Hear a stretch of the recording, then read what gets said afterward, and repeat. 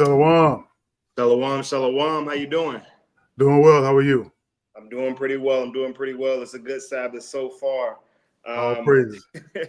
I was up till pretty late getting this one done. Okay. But I feel pretty good, all things considered. I can't really hear you. Is your sound good? You sound far away. I turn my gain up a little bit. How's that? It's a little low. You're usually a little bit louder. I'll get it worked out on this end. All right. First and foremost, we want to give all thanks and praise to the Most High, Ahaya B'Hashem Yeshaya Wa Rawach. For those who do not speak the Hebrew, that is the Father. His name was given in Exodus chapter 3, verse 14. I am that I am, his son Yeshaya, who some ignorantly call and refer to as Jesus, and the Rawach, the Holy Spirit that we receive through baptism in water, right? We want to thank you all for joining us here today on this Sabbath. We had an amazing feast week last week, the Feast of Unleavened Bread and the Passover, and we pray that everyone got time to introspect and look within themselves and get ready for the next part of this year and what's coming down the pike. A lot in this year. We have a lot of news that we're going to be coming up and doing on Patreon. So make sure that you all go over to the Patreon and subscribe to the Patreon there. The second half of this lesson will be on Patreon because there's some things that we're going to be going into today having to be a little bit vague, right? But once we get over to Patreon, we can get a little bit more into the details of some of the things that we're going to be discussing here today. A lot of you seen the title of today's lesson, Death and Modern Medicine, right?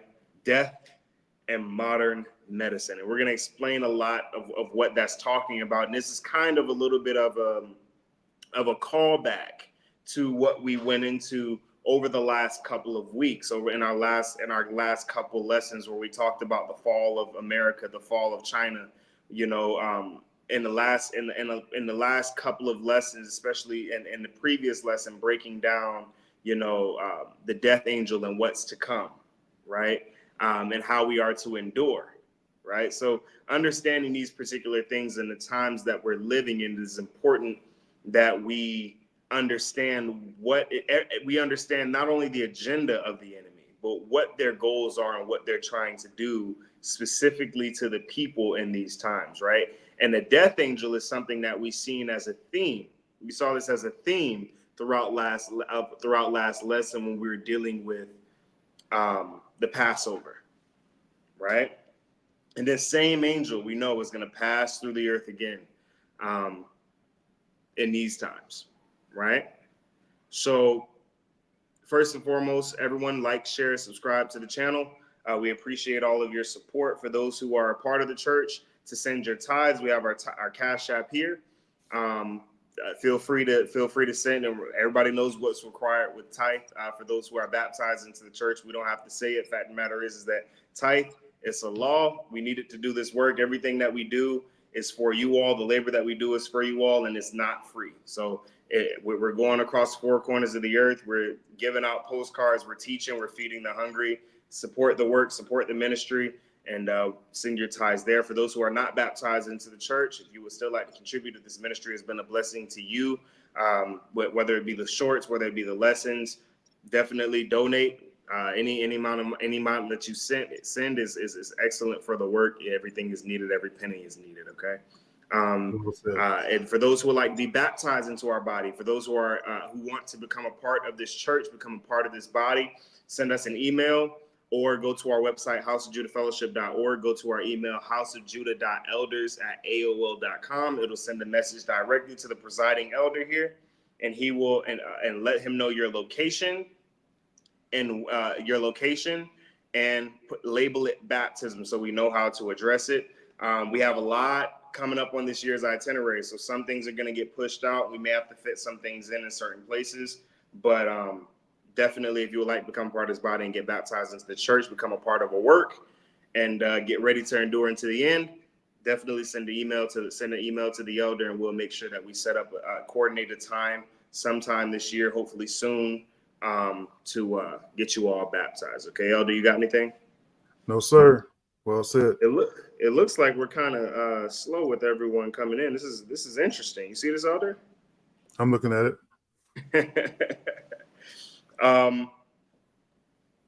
Could have been the delay getting going. No Some problem. technical issues going on there. Do we have? Do you have the extra break in there? I want to give a couple extra minutes for people to be able to come in. I don't want to get started and people not be ready. Yeah, I have something I can run real quick. We can go ahead and run that and give some people time to come in, because this lesson has a lot in it. I don't want to get started and people not be prepared or jump in the middle and everybody not be in. So we're gonna give it about 3-4 minutes and we'll be good to go. All right. 1 second. We were commanded to be at peace with all men. But like our Lord and Savior was an austere man, we must have that same spirit, to be strong, to be courageous, to never back down, to never fold, to never bend, to never compromise, to stand on this truth to the death of me. But oh yeah, we will keep it righteous.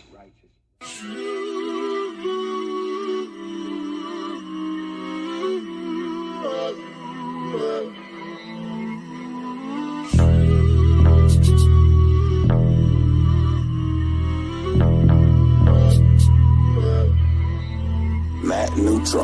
Got the world in the two low switches. When they hate, we still love like crazy. Don't get it twisted, cause we ain't no shop, so we gon' keep this righteous, baby. Righteous, righteous, righteous, righteous, righteous, righteous, keeping it righteous, righteous, righteous, righteous, righteous, righteous. Don't test my G.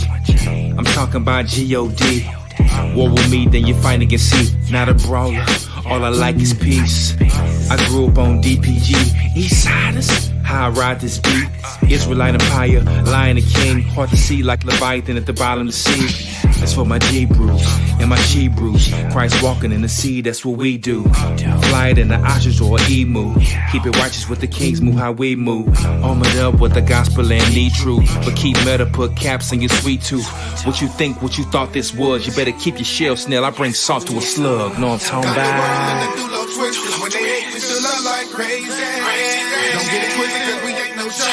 Hey, talk about stop playing with the boys, man.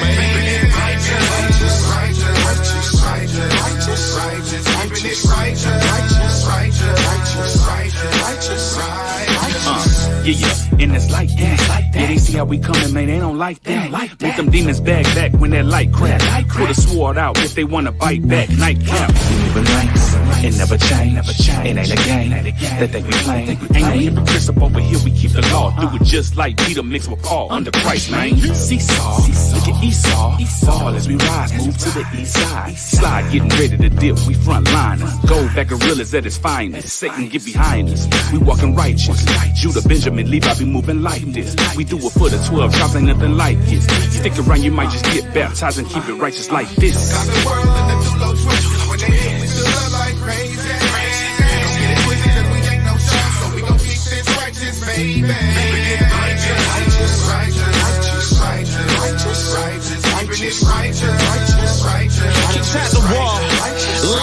I'm feeling like Jacob, dwelling in booths, spitting the truth. Noble, legitimately bringing virtue to you. Personable, doing what I'm accustomed to do. Ethically bringing moral principles. Honorable in the sight, trying to be upright. Flawless victory with the sword, now that's a good night. Righteous, gotta be that sunny delight. Well-founded, sound, the reasonable type. Blameless in his sight, understanding living right. Pure, honest, and just, trying to walk like Christ. I'm valid and invincible, I'm about that life. If I fall down once, I'ma get up twice. I know my worth, cause I was bought with a price. I want the kingdom, I can't do fire and ice. Sinless, so I can't add vice. This is righteous counsel, just take the advice. Got the world in the two low switches. When they hate, we still love like crazy. Don't get it twisted, cause we ain't no shop, so we gon' keep this righteous, baby. Righteous, righteous, righteous, righteous, righteous, keeping it righteous, righteous, righteous, righteous. Don't get it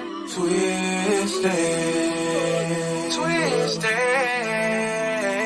Don't get it twisted. False media narrative, we know your brand on our downfall, but we ain't worried about nothing, man. We gon' continue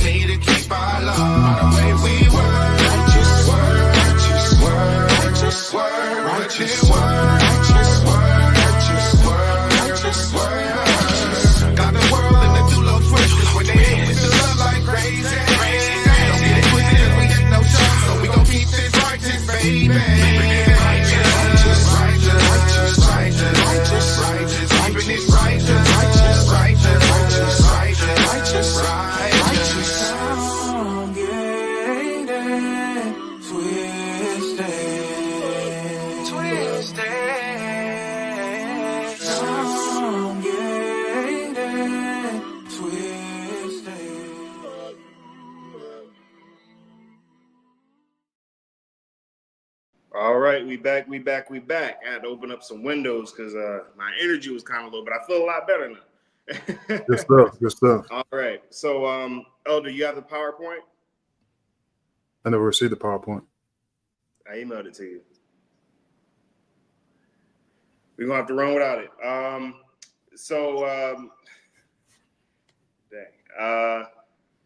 All right, here we go. So, death and modern medicine. All right? Death and modern medicine. That is what we're going into today. Okay? The health industry is one of the biggest and most important in the entire world, considering that illness has been present amongst all men since the arrival of the fallen angels. Right? Therefore, methods of prevention and curing disease had to be created, right? So with a problem, there has to be a solution, okay?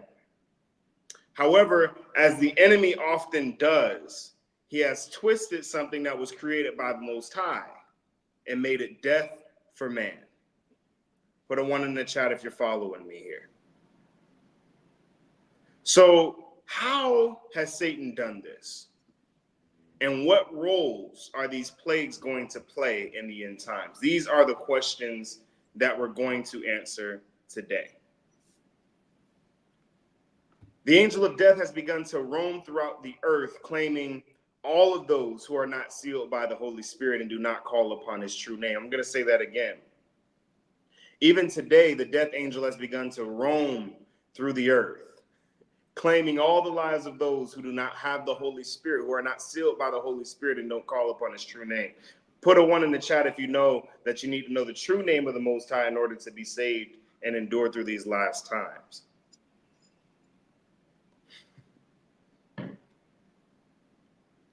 See, while some don't fully understand this angel, it must be understood that death cannot come to those who are sealed.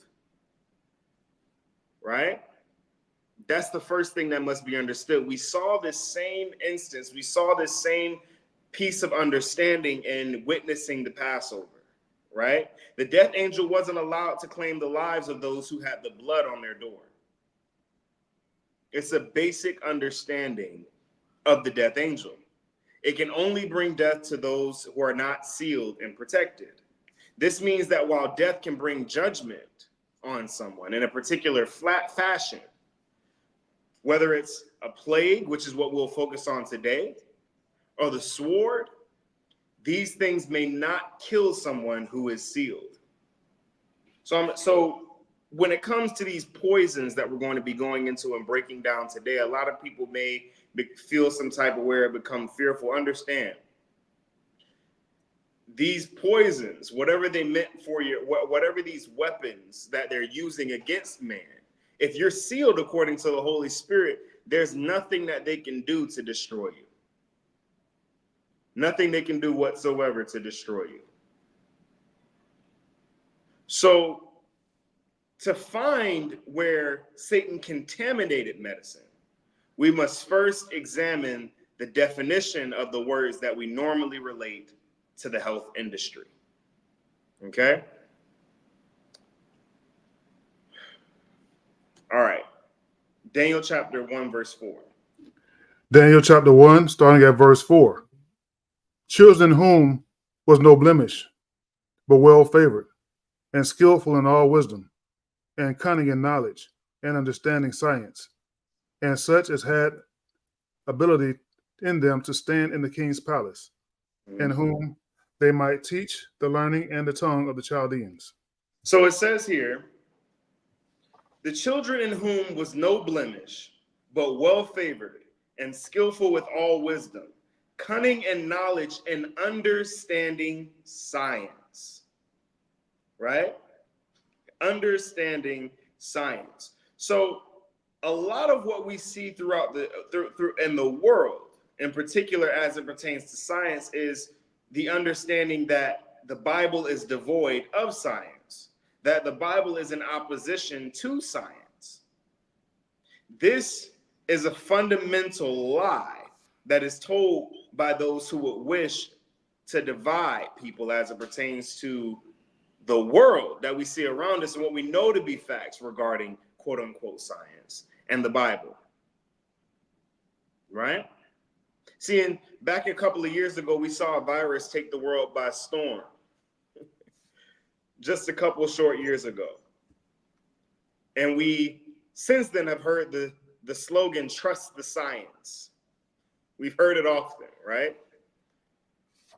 And most have not taken the time to examine the understanding of what biblical science is.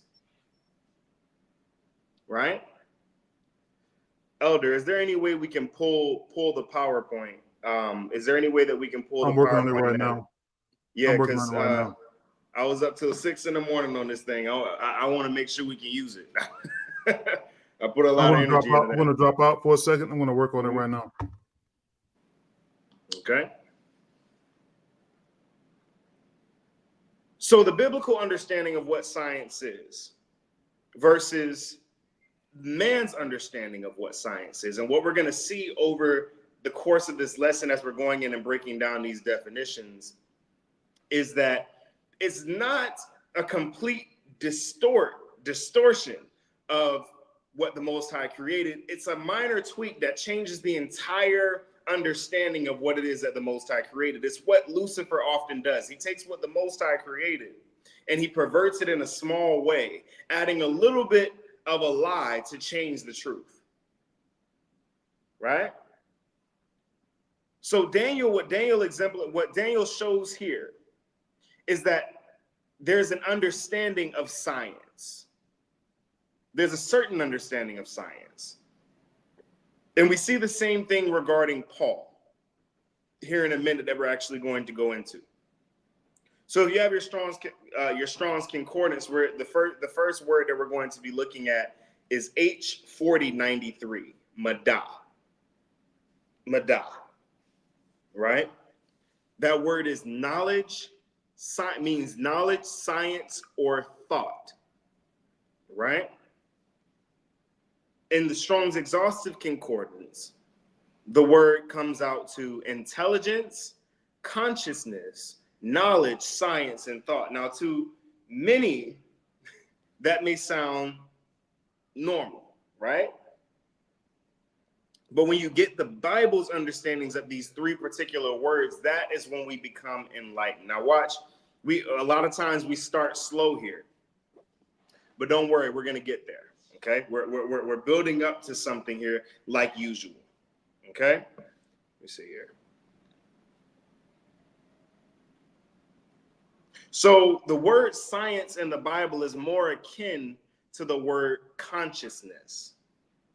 I'm going to say that again. The word science in the Bible is more akin to the word consciousness, which means to be aware of the world around them internally and externally.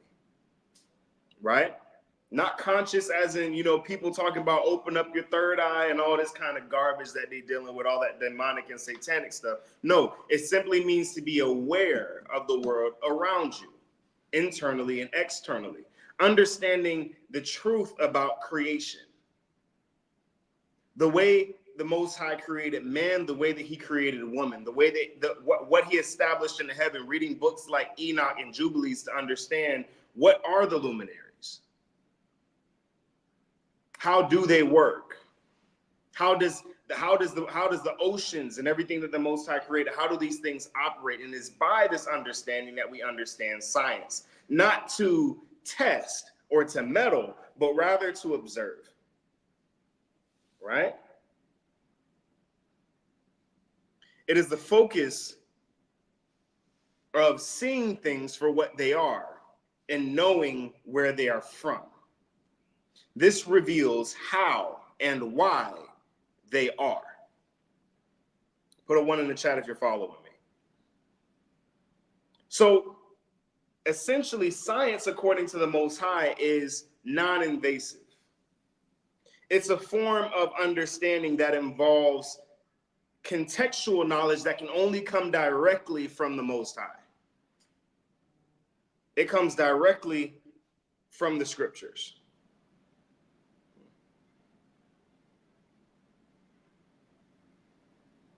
If y'all can't tell, I'm stalling to get this PowerPoint up.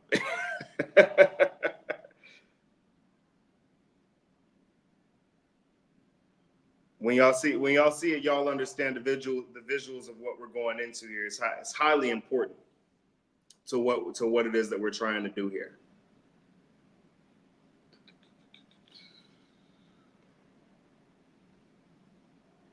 Those who are in here, make sure you hit the like button. Share the video, let other people know that we are live.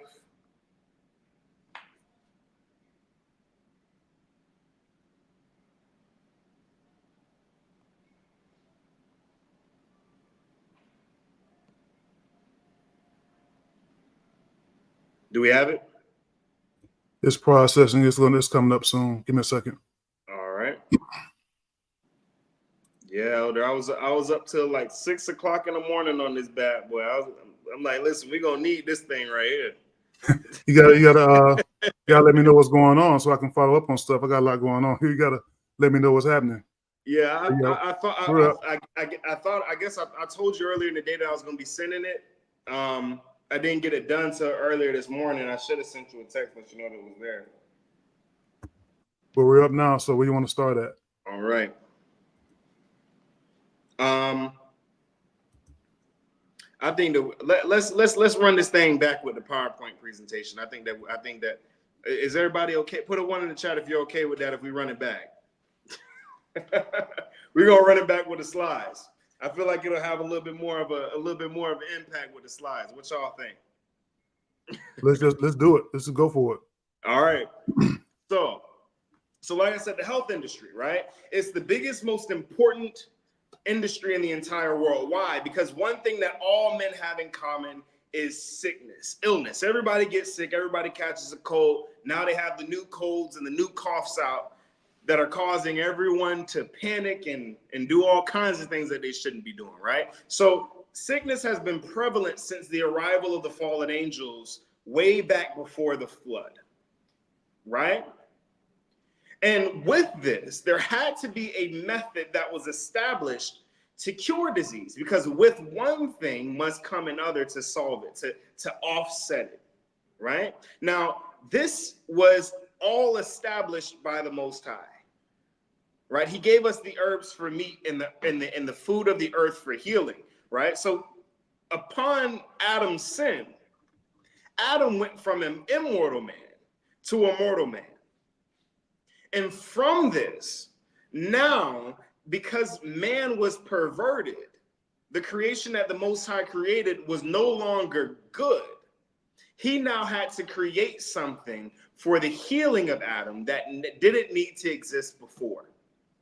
The tree of life, I'll put it like this, brothers and sisters, the tree of life was feeding Adam's immortality. And the tree of the knowledge of good and evil took Adam's immortality.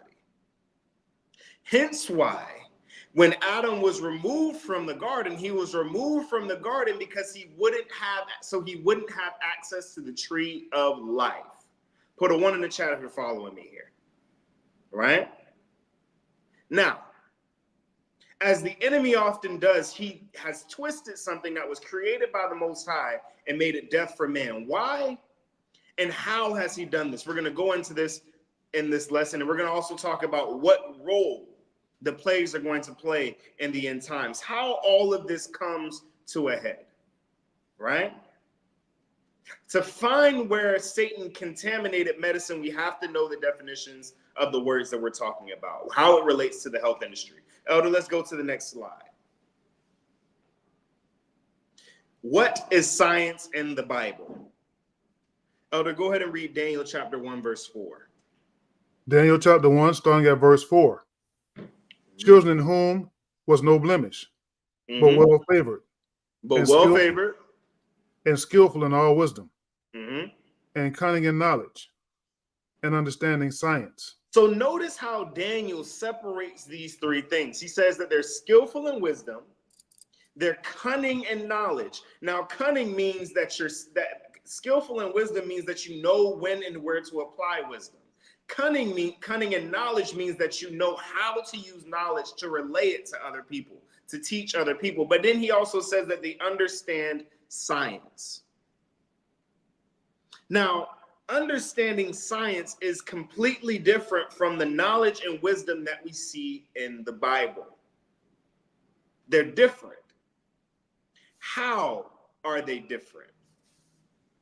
We can only understand this by understanding what that word science is in the Hebrew.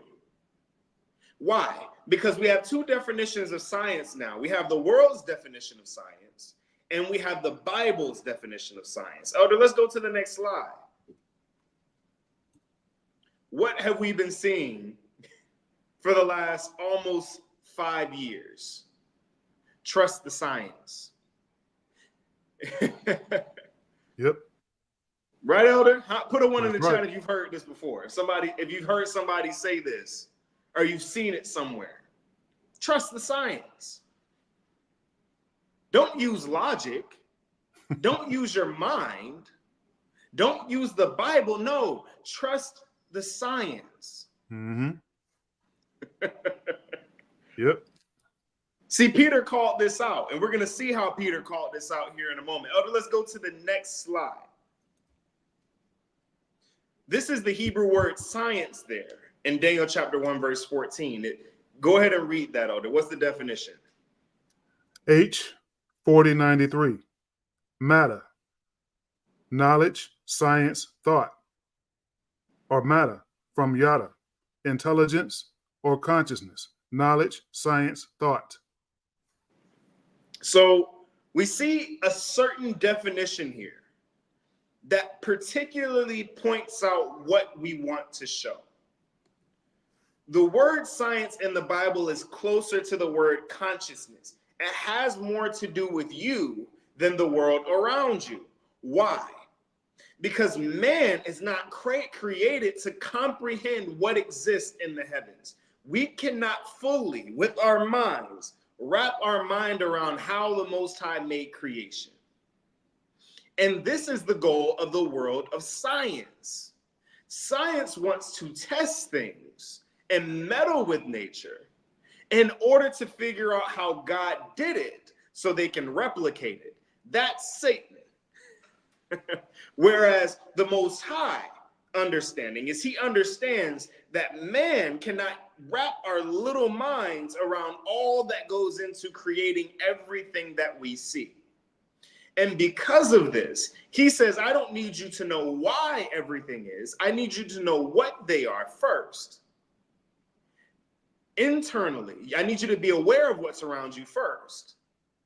Become aware of what's around you, not only internally, but externally as well.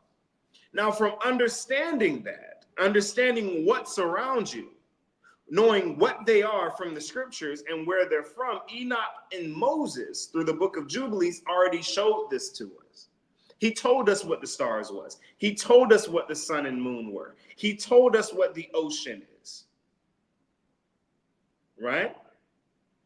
So from understanding these things and understanding what they are and how they are, we can now begin to understand why they are.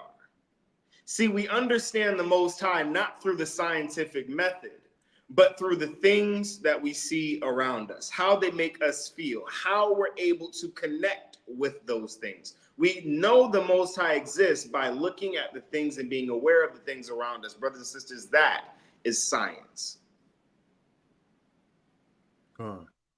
It's consciousness.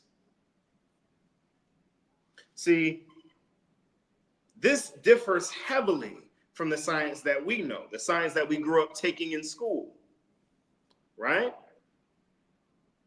See, it uses the scientific method using different forms of testing to uncover knowledge. What we know and what we're going to see more and more throughout this lesson is that the majority of the world's rendition of what was established by the Most High requires a whole lot of meddling. Put a one in the chat if you follow me. Elder, let's get the next slide. What is science in the Bible? Paul calls this out. 1 Timothy chapter 6, verse 20. 1 Timothy chapter 6, starting at verse 20. O Timothy, keep that which is committed to thy trust, avoiding profane and vain babblings, and oppositions of science falsely called. He said, in oppositions of science, falsely so called. So he's saying that there are going to be people that come to you, Timothy, trying to say, well, science says this. Trust the science. I believe in the science. And what Paul is telling Timothy is that what they're calling science is not science at all. That is not true science. What we need to figure out today is, what is this science that they're calling science but isn't science? What is this actually? He said, in oppositions of science, falsely so called. Paul understood what science is, according to the Most High, not what science was according to Rome. Follow us here. We're going somewhere. We usually start off slow, but we're building up, right? Next slide. It is important now that we understand the origin of the pharmacy. Why? Because it links closely to the next word that we're going to explain, and how death, and it will help us explain how death is closely related to modern medicine. Right? It's going to show us this. I'm going to say that again. We have to examine the word pharmacy because it shows us how closely death is related to modern medicine. There are two forms of pharma, brothers and sisters, two forms. And they'll both be covered here today. The former will be more unfamiliar to most, and the latter will be more well-known. Watch this, brothers and sisters. Elder, what's the definition of pharmacy? Pharmacy, the art, practice, or profession of preparing, preserving, compounding, and dispensing medical drugs. All right. People saying, well, what's wrong with that? It's just a building with medicine in it, saving lives. Right? Everybody sees it there. Drugstore, just place where you normally go to your local CVS, Walgreens. Mm-hmm. What's the etymology of the word, Elder? This is Merriam-Webster Dictionary. This is not coming off from no sideways. Listen, brothers, this is every definition, every source that we have is an accredited source from a PhD. This is according to them themselves. Watch this. Etymology, late Latin pharmacia, administration of drugs, and Greek pharmakia, from pharmakian, to administer drugs, from pharmakon, magic, charm, poison, drug. So, watch this. So we have three words that are the origin of pharmacy. First, the first pharma is pharmakia, which you've likely heard before. We're going to jump into that first. Elder, let's get Strong's G5331, I believe, on the next no, not on the next slide. Pharmakia. Pharmakia, medication, pharmacy. By extension, magic. Magic. Literally or figuratively, sorcery or witchcraft. So the word pharmakia, which is one of the origins of the word pharmacy, goes directly back to magic, sorcery, and witchcraft. But didn't they say this is science?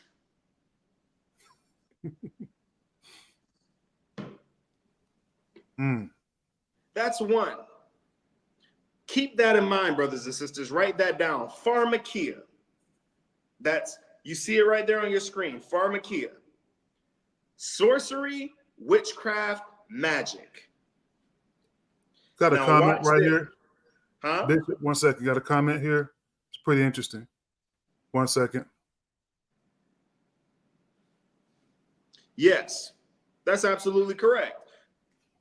Pharmakia is the use of medicine, but watch this, brothers and sisters. I'm actually, sister, watch what we show you here next. Watch what we show you here next. Hang on, right? So we have pharmakia. right? Pharmacy, by definition, is the creation and dispersion of medical drugs and pharmaceuticals, right? And it has its origins in two words primarily: pharmakia and pharmakon. You all see pharmakon down there. Magic, charm, poison, drug. Now watch this, brothers and sisters. Watch what happens here. See, there's another definition of this word pharmakon that they left out. They left it out on purpose, brothers and sisters. You're going to see it here in a second. Elder, let's go to the next slide.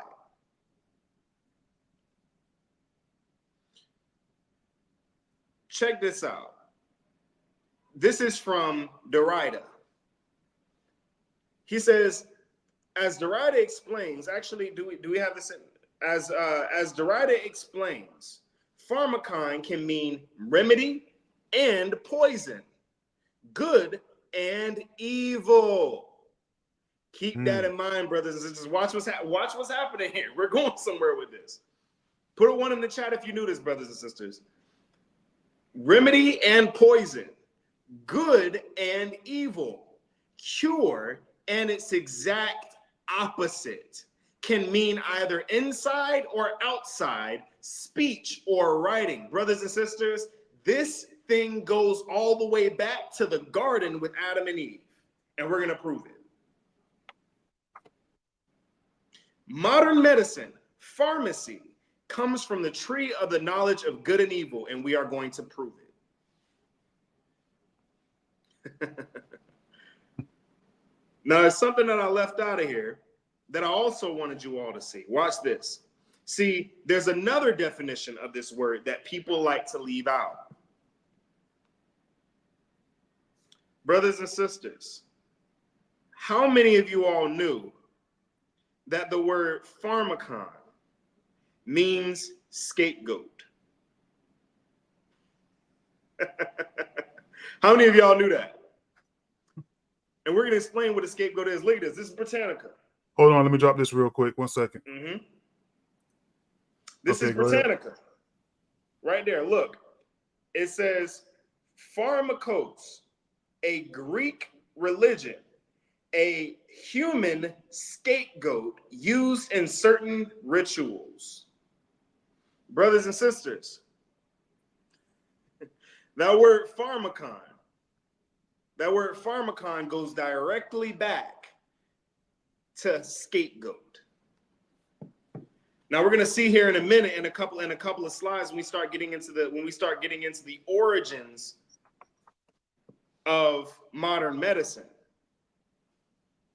You are all going to see here.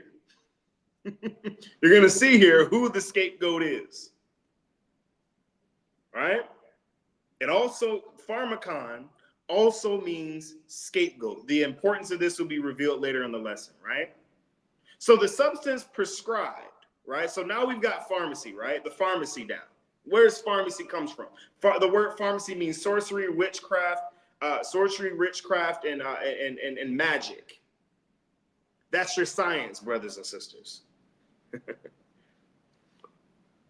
The substance prescribed and taken by most to treat disease or ailments is called medicine. It's called medicine, right? This is what pharmacies hold, what they give out. Elder, let's get to the next slide. This is from the National Cancer Institute, cancer.gov. Like I said, we only coming from reputable sources here today. We're making sure that ain't nobody going to be able to come behind and say, listen, the medical industry said this. Con. Check out this definition of medicine from the National Cancer Institute. Elder, what is it? Medicine refers to the practices and procedures used for the prevention, treatment, or relief of symptoms or diseases or abnormal conditions. This term may also refer to a legal drug used or for the same purpose. So it says, essentially what it is, what modern medicine is the use of a legal drug for the prevention, treatment, and relief of symptoms of disease or conditions. Everybody's like, oh yeah, man, what's wrong with that? It sounds great, right? It sounds good. We need that. But it says something here in particular, right? It says a legal drug. So now let's stay on the same site, National Cancer Institute, and let's get the definition of drug. Drug. Next slide, Elder. Okay, 1 second. Salakia. Drug. Any substance other than food that is used to prevent, diagnose, treat, or relieve symptoms of a disease or abnormal condition. Drugs can also affect how the brain and the rest of the Whoa, wait, body. hold on. Let's pause here. Check this out. So he says, any substance other than food, things that are not edible, to prevent, diagnose, treat, and relieve symptoms. Right? Now watch what it says next here. What is the next part of the definition of a drug? Go ahead. Drugs can also affect how the brain and the rest of the body work and cause changes in mood. Continue. Brothers and sisters, keep that word in mind, changes. It says that these drugs can change the way that the brain and the body work. Read. And cause changes in mood, awareness, thoughts. Whoa! Feelings. You wonder where your suicidal thoughts come from? Oh, but Sakir, don't be people be saying, man, a chip can't change the way that you think. Don't they say that out there? I've heard The it. chip can't make you do anything you don't want to do. Yeah. It says that it can change your thoughts. It can change your mood. Read. Feelings or behavior. If you don't think that it's possible, look at somebody before taking birth control and after, and how it destroys specifically our sisters in the Black community. And tell me you don't see this.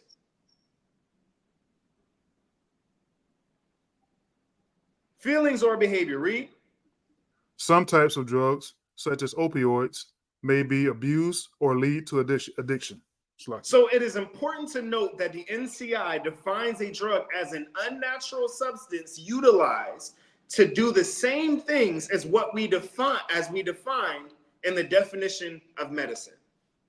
However, it is important to understand that these unnatural compounds can affect the brain and other things throughout the body. This will become clear when we get the information of what happens when people put metals into their bodies. Regarding the use of metal in these same compounds, brothers and sisters. It's all going to come full circle. How can you affect the brain? How can you change someone's thoughts and behaviors? Brothers and sisters, Alzheimer's, dementia, all these things have been proven to be caused by high amounts of heavy metals in the blood. They change the way that you think. Put a 1 in the chat if you're following. We ain't done yet. Let's get understanding medicines and what they do. This is medically reviewed by Eleanor Hilmas, PharmaD, she's a PhD, BCPS. Let's get the next slide. This is from Teen Health. Namor's Teen Health. Check this out. Medicines are chemicals or compounds used to cure, halt, or prevent disease, ease symptoms, or help in the diagnosis of illnesses.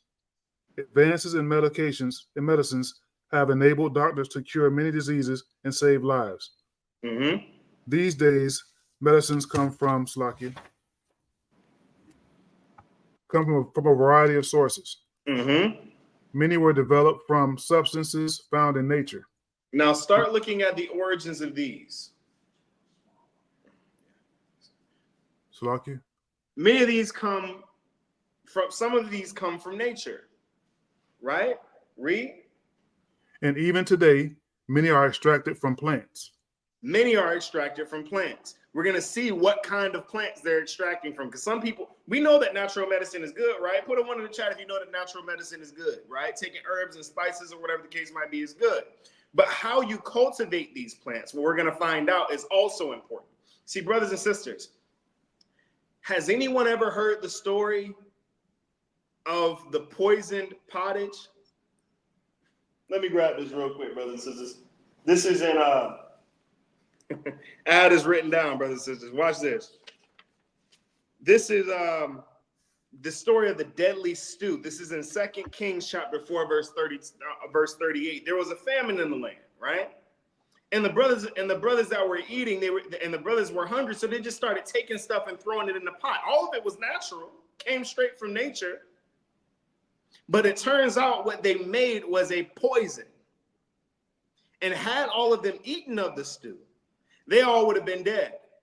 So the prophet of that time had to come in and add meal and some other things into it to make the poison dormant so they could eat it healthily. So brothers and sisters, understand that even though you may be using something natural, if you use something outside of its proper proportion or you mix it with something else, you can easily kill yourself just as well as making yourself better.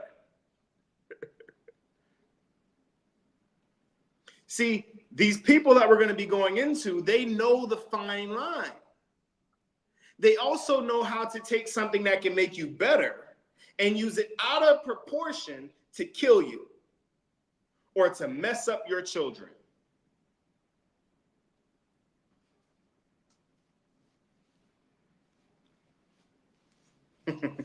Read, Elder. Want to back up a little bit? Uh-huh. Even today, many develop, so I can back up some more. Many are developed from substances found in nature. And even today, many are extracted from plants. Mm-hmm. Some medicines are made in labs by mixing together a number of chemicals. A number of what? Chemicals. So we're going to see the definition of chemicals next. It says by mixing together a number of chemicals. Are those safe? Read. Others, like penicillin, are byproducts of organisms such as fungus. Mm-hmm. And a few are even biologically engineered by inserting genes into bacteria that make them produce a desired substance. It says few are even biologically engineered by inserting genes into bacteria to produce the desired substance. See, that process right there, a lot of people would think, oh yeah, that just sounds like the normal medical process, right? Sounds normal. I'm going to show you why it isn't normal here in a second. We're just setting the stage right now. We're just setting the stage. So this article points out that while medicine is developed from substances found in nature, they are often extracted from plants and mixed to create chemical compounds. We will learn more about the history of these processes that are utilized to create these complex compounds. See, brothers and sisters, it's not necessarily what they're doing. It's the way that they're doing it. Fine line. Let's get the next slide, Elder. What is the Bible's definition of medicine? You have H 1456. Elder, what's the definition of Gaia? H 1456. Cure.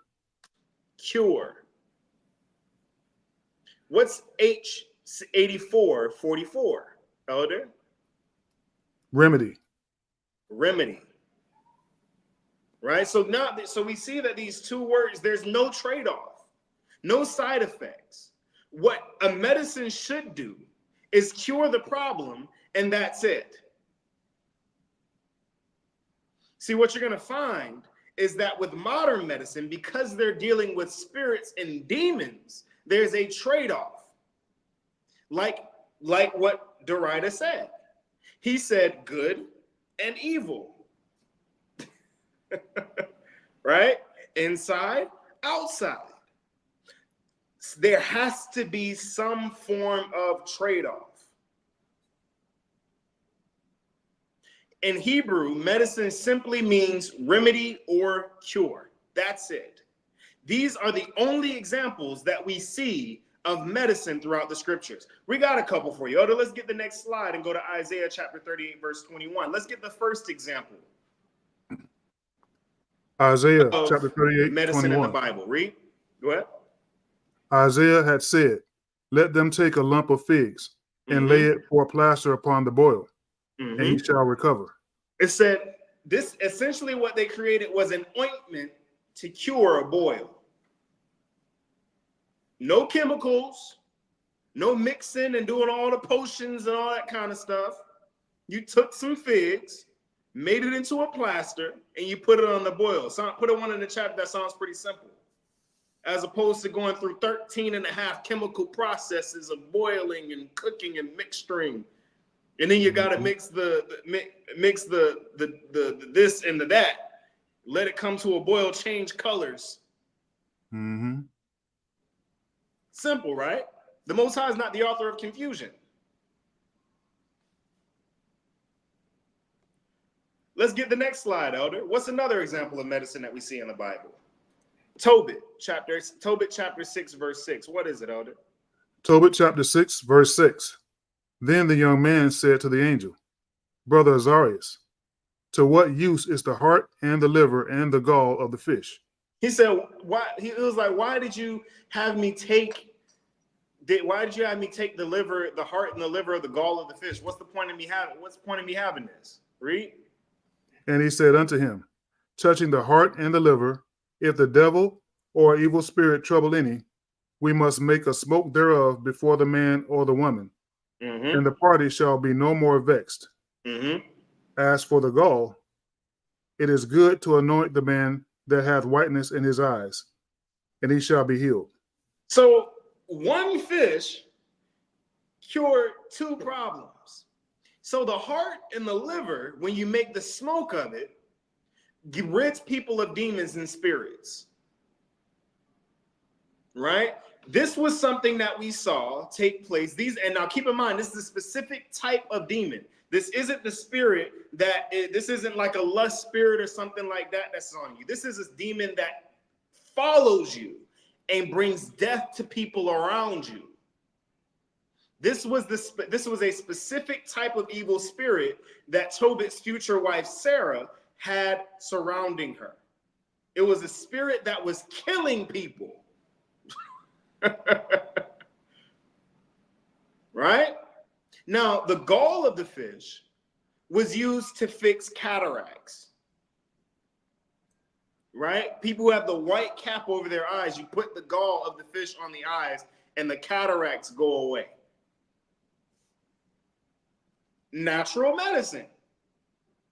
This is a remedy. No trade-off. Hey, man, you know what? You're going to get your sight back, but your hearing going to be gone. You know, we'll be able to get rid of that demon, but, you know, you're going to have suicidal thoughts. Yeah, all that.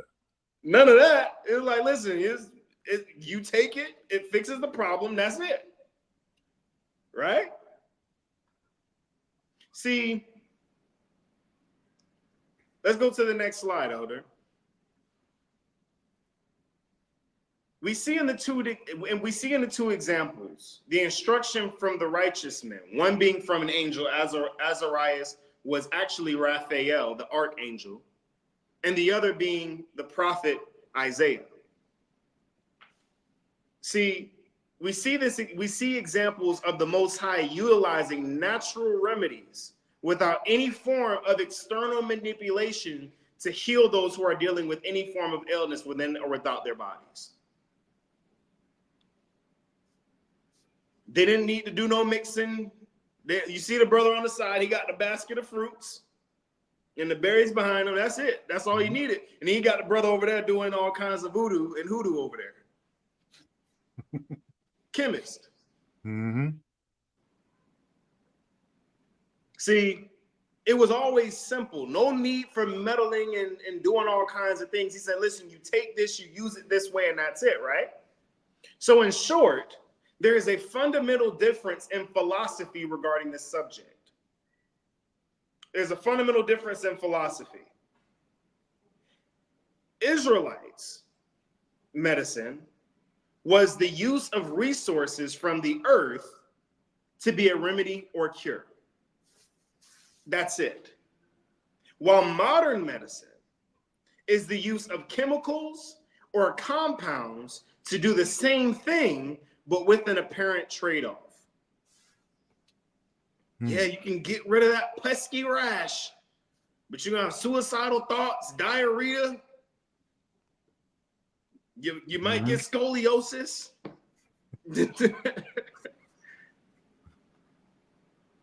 It was simple. Two very different philosophies as it pertains to one subject, and that's healing. Israelites' philosophy comes directly from the Most High. But where does modern medicine's philosophy come from? I'm going to say that again. Israelites' philosophy comes from the Most High. But where does modern medicine's philosophy come from? Put a 1 in the chat if you're following me. We must first examine where sickness originates. Let's start with where sickness started. Let's go to the next slide, Elder. Jubilees chapter 10, verse 1. We're going to take you guys on a journey here. Read. Jubilees chapter 10, starting at verse 1. Mm-hmm. And in the third week of his jubilee, Slakia, the unclean demons began to lead astray the children of the sons of Noah, and to make to err and destroy them. So the church has gone over this many times. Elder and I have gone through this multiple occasions. Demons are a byproduct of fallen angels, right? This is the origin of demons. They're a byproduct of the fallen angels laying with women. They roam the earth because there was no place created for them. The Most High didn't create the angels to have children. So because when they had children with the daughters of men, it created something that there was no holding place for, right? Now, because of the fact that Noah's sons were in sin, I want to say that again. Noah's sons were in sin, right? They made them to err so that they could destroy them, right? That means that no danger of a demon can come near you or touch you unless you are in sin. That is the only way they have a license to attack you. And we're going to see this again a little bit later in this same verse, right? So because these demons were attacking them, actually go ahead and read, Elder. Watch this. Verse 2. And the sons of Noah came to Noah their father, and they told him concerning the demons which were leading astray and binding and slaying his son's sons. So Noah's grandchildren started committing sin, and because of this, the demons were attacking them. And you're going to see how they were attacking them here in a moment. They were blinding and slaying, actually killing the sons of Noah's grandchildren. So they go run to Noah. Read. Verse 3. And he prayed before the Lord his God and said. We're going to drop down to verse 5 next, okay? Verse 5. And thou knowest how their watchers, the fathers of these spirits, acted in my day. Right there. He said, you know how thy watchers, the fathers of these spirits, the fallen angels were the fathers of these demons. These demons once lived. Understand this, brothers and sisters. There were hundreds of thousands of people on the earth during the time of the flood. These were hundreds of thousands of Nephilim seed that had no place to go. Right? So, after the flood, that is hundreds of thousands of Nephilim seed dying with no place to go. So all of these souls are roaming the earth. All of these demons are roaming the earth.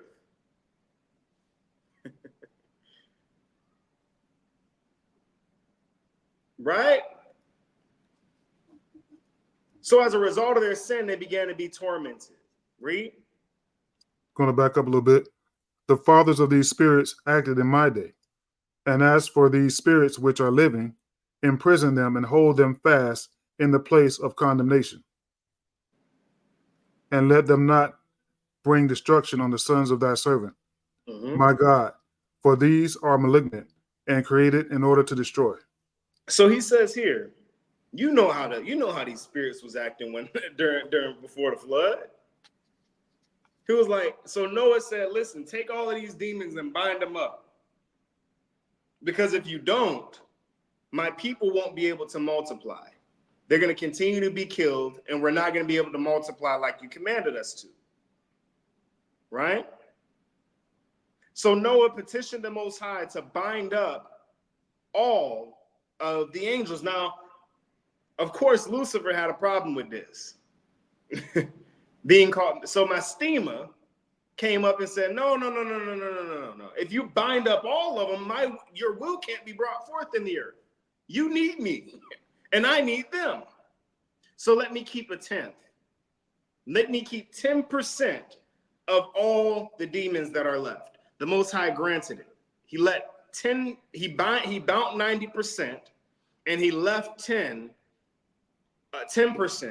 of all the demons that were left in the earth. Elder, let's go to the next slide. What was the condition? What was the Most High's condition? Read verse 10. Verse 10. And one of us he commanded that we should teach Noah all their medicines. Now, the Most High looked at his angel. He said, okay, you can keep 10%.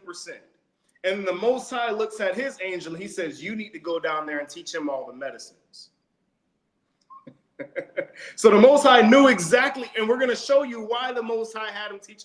Why is it that the Most High would allow 10% of the angels to stay, 10% of the demons to stay, and then say, teach him medicine? What does one have to do with the other? He says, all right, you can keep 10%. Angels, go down there and teach them all the medicines of the earth. Read. Why? For he knew that they would not walk in uprightness. Because he knew that the people would continue to live in sin. See, sin is what makes you available to demons.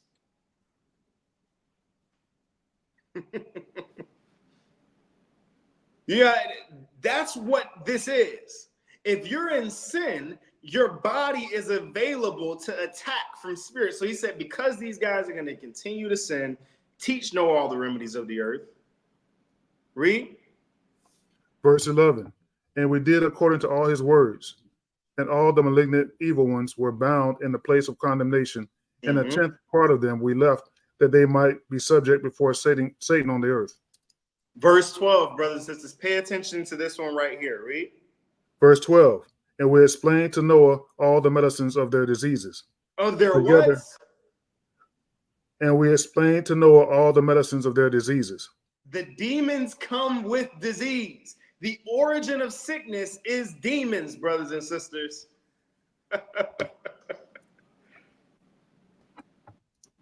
The origin of sickness is demons.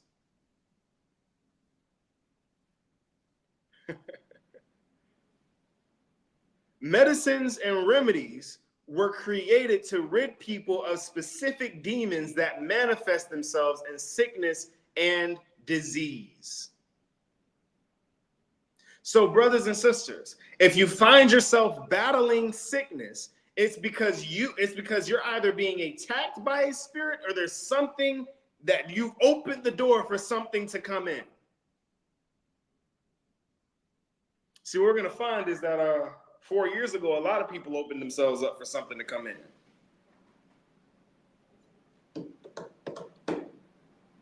And with the release of the new one that we're going to talk about on Patreon, a lot more people going to open themselves up.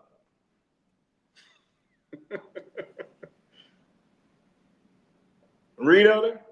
Put a 1 in the chat if you're following. Together with their seductions, how he might heal them with the herbs of the earth. And Noah wrote down all things in a book. We instructed him concerning every kind of medicine. Thus the evil spirits were precluded from hurting the sons of Noah. Verse 14. And he gave all that he had written to Shem, his oldest son, for he loved him exceedingly above all his sons. So some are probably saying, where is this book, Bishop Taz and Elder Nathaniel? Where is this book of remedies that Noah wrote? It's in China. The book is in China. Interesting. Everybody got something when Israel fell. Everybody got something when Israel fell. They got the book. It's called the Nai Ching.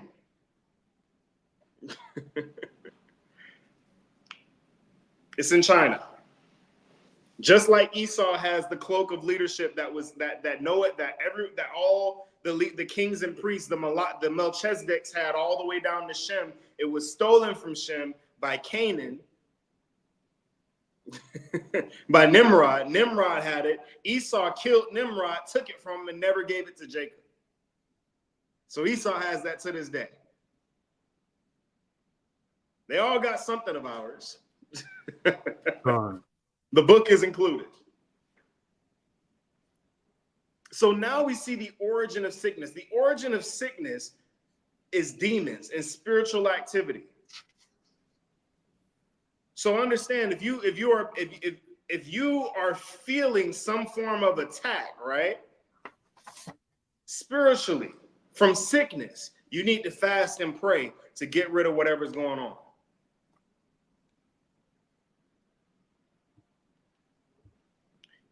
They can also these demons can also manifest themselves as a spirit that causes death or sickness to follow an individual. Right? So it may not be a situation where you in specific are sick, but if everybody around you is always sick and people around you are always dying of something specific every single time, then there's also something related to that. We witnessed this with Tobias and his wife. Every time somebody went in to marry Sarah, they would die the next morning after laying with her. It had nothing to do with her. Watch this. Tobit chapter 8, verse 1. Let's get the next slide, Elder. Salakia, one moment. Okay. Tobit chapter 8, starting at verse 1. Mm-hmm. And when he had supped, they brought Tobias in unto her. And as he went, he remembered the words of Raphael, and took the ashes of the perfumes, and put the heart and the liver of the fish thereupon, mm-hmm. and made a smoke therewith. Mm-hmm. The which smell, when the evil spirit smelled, he fled to the uttermost parts of Egypt, mm-hmm. and the angel bound him. So, there was an evil demon that was surrounding Sarah that would kill men who attempted to take her to wife. Raphael, the angel of the Most High, remember he said to keep that heart and liver, right? He said, keep the heart and liver of that fish, and what you're going to do is you're going to make a smoke with it. Now, that smoke caused for the demon to leave. And upon its leaving, Raphael caught the demon and bound it in Egypt.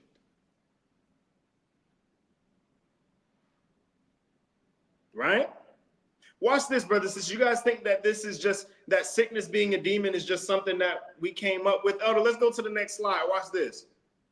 You ever seen this before? Mucinex in, mucus out. Mm-hmm. They personify sickness. The monster in the bed is called the worry monster. Brothers and sisters, depression, anxiety, it's a demon. They know it. They're putting it in commercials.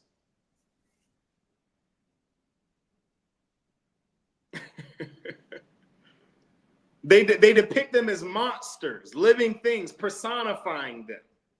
Put a one in the chat if you've seen this before.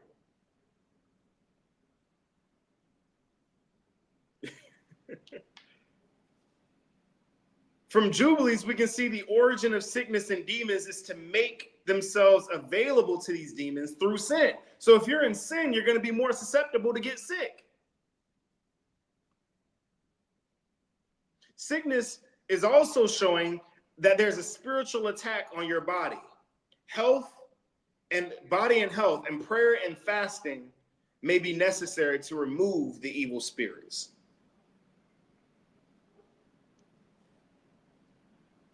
It is now clear that the origin of biblical medicine, as well as disease itself, we know where disease comes from, we know where disease and sickness comes from, and we know what medicine in the Bible looks like.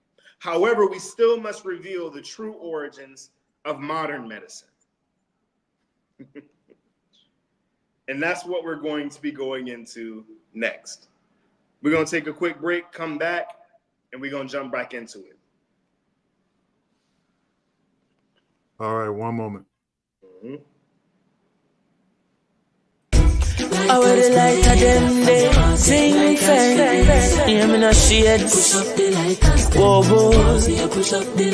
Can you hear me when I say, put your lighters in the air, lighters in the air. If you know your heart clean like a whistle, like a whistle, heart clean like a little whistle. Hey, me and my brother them good. Me never grudge Teflon. Family me deal with me bun, yes man. In a interview them ask enough question. Them want know where me born and where me come from. Tell them, De La Vega same time. They saw me born right on the train line. 10.5 seconds a game time. And if a brother and a half, me say me we share mine with them. Share it like a good news. Call me love me family like a cook food. Late in the hours of night we cook food. Every plate of it full up of rice and good stew. Hey, let me see some lighter. From your nose say you feel alright. I miss a love defeat all evil. That song you have to clean out people. Can you hear me when I say, put your lighters in the air, lighters in the air. If you know your heart clean like a whistle, like a whistle, heart clean like a little whistle. Hey, clean like a whistle, like a whistle, oh, clean like a little whistle. Ay, easy no shades, now watch your face daddy band. Clean like a whistle and a same so we band. You believe in me and everywhere me perform. People as say on the dear to me heart Zion. Kelly said don't say your words, zinc fence them can't say we sound never work. Hey, Teflon all the crown them a yours. Couldn't help but fi write it down in a words, yeah. Because me certain, who no not trade me fi none of the pearl them. Enough people a walk on road in a clean clothes, but them hearty want detergent. Hey, so make me see some lighter. If you know so you feel alright. I miss a love defeat all evil. That song you have to clean out people. Can you hear me when I say, put your lighters in the air, lighters in the air. If you know your heart clean like a whistle, like a whistle, heart clean like a little whistle. Clean like a whistle, like a whistle, heart clean. Whoa, whoa, boy, heart clean like a whistle, heart clean like a whistle, like a whistle, heart clean. Alright, yeah. Easy yourself in a Isa. Every cake you say I forget a piece of. Circle yourself cause namde Calico. Whoa, boy. Easy chakula. Hey, remember you tell me for straight like ruler. Hey, yes I bless up all of the clean out people in the world. The ones with the dirty heart too. We still believe in you. We still have faith in you. Yes, boy, Chronics. Big up all them real high school friend them. Hey, don't say a word. Sparks, we ain't not say a word neither. Loving it to me, loving it to me, yeah, boy. We back. All right. Once again, we want to remind everybody, like the lesson, comment, subscribe, share, get other people in here. It's important that people get this information. We about to come with a lot of heavy hitting information here coming up in this next part right here. So make sure you like, share, comment, subscribe, do all of those good things, and we're going to jump right back in, okay? So let's go to the next slide. Enoch chapter 8, verse 1. What is the origin of modern medicine? Watch this, brothers and sisters. Enoch chapter 8, starting at verse 1. Mm-hmm. And Azazel taught men to make swords, and knives, and shields, and breastplates, and made known to them the metals of the earth, and the art of working them, and bracelets and ornaments, and the use of antimony, and the beautifying of the eyelids, and all kinds of costly stones, and all coloring tinctures. So the first angel we want to focus on is Azazel. Now, for those who are wondering, who's the scapegoat? Azazel means scapegoat in Hebrew, brothers and sisters. So that word pharmacon goes directly back to Azazel. and if you want to know why they named pharmacy after Azazel, you're going to see what role he played in the creation of modern medicine. You're going to see it here in a moment. Put a 1 in the chat if you knew that. That pharmacy was named after Azazel, the scapegoat. Right? So he taught man all the metals of the work and all the metals of the earth and how to work and use them. The importance of this is going to be shown here in a moment, right? Because there's a couple of things in particular that certain angels did that went in together, that went into creating all of this, right? This is the big operation right here. This right here, brothers and sisters, is going to be the end goal towards bringing the end for most of man. Right? Check this out. Let's go to the next slide, Elder. Who's the next angel we want to look at?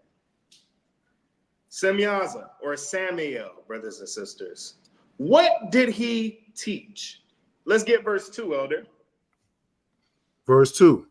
And there arose much godlessness, and they committed fornication, and they were led astray, and became corrupt in all their ways. So because of the things that were being taught, people were led further and further astray. See, the things that Azazel was teaching was causing people to sin more. Have women all decking themselves out and all of the makeup and the jewelry and all this kind of stuff to make themselves more appealing. Got men losing their minds out here. Yeah.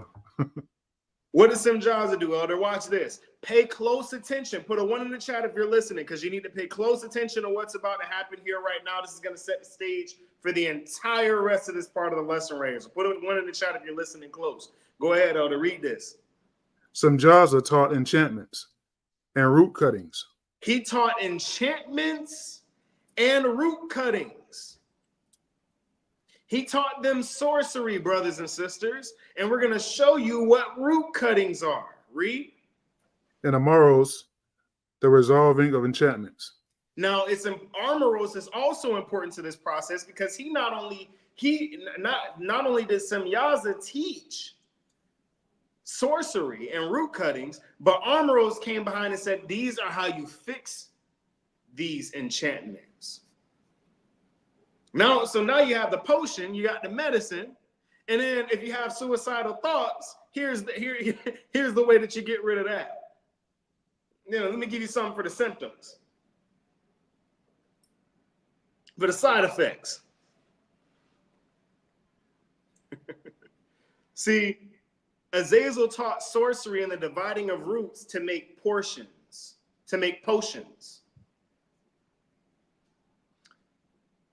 The combination, go ahead and finish this, Elder. Watch this. Barajal, Falakia, taught astrology. Carabel, the constellations. Ezekiel, the knowledge of the clouds. Araquel, the signs of the earth. Samziel, the signs of the sun. Sariel, the course of the moon. And men perished. They cried, and their cry went up to heaven. So all of these things that Azazel that Semyaza, Armoros, all of the angels taught cause for men to die, perish, and receive anguish. Now, the three angels that we want to focus on here in particular are Semyaza, Azazel, and Armoros. Why? Why? Let's go to the next slide, Elder. Watch this, brothers and sisters. The combination of these three things, right? Azazel teaching the metals of the earth, while Semyaza teaches sorcery, witchcraft, and root cuttings, right? Making potions, casting spells, magic, sorcery, witchcraft. It started with Semyaza, Samuel, right? And then you have the resolving of these things, how to get rid of certain things, or how to exchange one thing for another. See, in the days of Noah, men perished and were destroyed, and this was where he became the progenitor. These are they who became the progenitors of modern medicine. I'm going to say this again. As people perished in the days of Noah, they became the progenitors of modern medicine. How do we know this? Check this out. This slide comes from a white paper. This is from Animali University. Cultivation, collection, processing, and storage of crude drugs. Watch this, brothers and sisters. So Semyaza taught witchcraft via manipulation of plant growth. That's why it mentioned root cuttings and together with sorcery or enchantments. So he was teaching witchcraft via the manipulation of plant growth. See, Semyaza specialized in magic as it pertained to plants. Azazel would come in later, including something else, right? So this is an integral step. Manipulation of plant growth is an integral step in modern medicine, and the process is called asexual propagation, or stem or root cutting. Watch this, brothers and sisters. Elder, go ahead and read that part. Vegetative propagation or asexual propagation. Go ahead and read that. Elder, you're muted. Slakia. Vegetative propagation can be defined as the regeneration or formation of a new individual from any vegetative part of the plant body. The method of vegetative propagation involves separation of a part of the plant body, which develops into a new plant. So essentially what they're doing is they're taking parts of the plant, cutting them off, and then placing them somewhere else. What is that? What is this, Elder? Go to cutting here. What does this say? Cutting. These are the parts of the plant, stem, root, or leaf, which, if grown under suitable conditions, develop new plants. Stem cutting are generally used to obtain new plants. Look at that. Put a 1 in the chat if that sounds like anything that somebody taught. Wasn't it Semyaza who taught root cuttings and stem cuttings? Couple examples here. You got sugarcane and rose. Look at that. So this method that is used for the cultivation, collection, processing, and storage of crude drugs in the medical industry goes directly back to what Semyaza was teaching the men back in his time, before the flood. What's the next one, Elder? Layering. Layering. Roots are induced in the stem while it is still attached to the parent plant. Whoa! So now you're taking roots from one plant, placing them in another, and then you're planting them to create an ideal plant for the potion that you're mixing up. Read. This part of stem is later detached. Salakia. from the parent plant and grown into a new plant. Examples: jasmine. What's the next one? Grafting? Grafting. A new variety is produced by joining parts of two different plants. The rooted shoot of one plant, called stock, is joined in a piece of shoot of another plant known as scone. Examples: rose, citrus, and rubber, etc. Brothers and sisters, there you have it. Who taught this to them? Asexual propagation or vegetative propagation was literally taught by the fallen angels. They just came up with a fancy word for it instead of root cuttings. How many of y'all knew that? Put one in the chat if you didn't know that. Look at the elder. Let's go to the next slide. These methods that are used in modern medicine to cultivate crops that are used to develop drugs involving root cutting and leaf cuttings were used by the fallen angels in witchcraft to create potions. I'm going to say that again. The methods that are used in modern medicine to cultivate crops that are used in drugs and pharmaceuticals involve root and leaf cuttings that were used by the fallen angels to create witchcraft and potions. So these connections right now seem very small. They seem very small. But as time goes forward, we're going to see how much this influence continues to grow. Somebody's like, well, man, it could be a coincidence. You know, it could be a coincidence. Keep that train of thought. Keep that train of thought. Elder, let's go to the next slide here. See, an underestimated part of medicine is this immensely large use of metals and pharmaceutical drugs.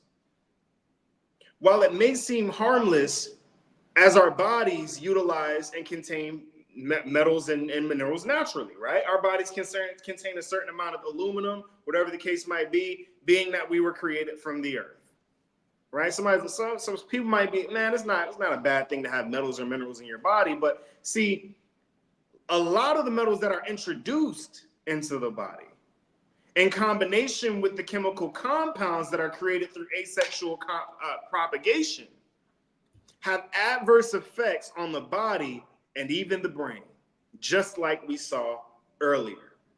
So it's not just that these are metals, it's the amount of the metals that are in there. The fact that they are heavy metals and they're being mixed with chemical compounds that are created for the specific purpose through magic and witchcraft. Brothers and sisters, what they're calling science, what Paul called false science, is not science at all. It's magic and witchcraft.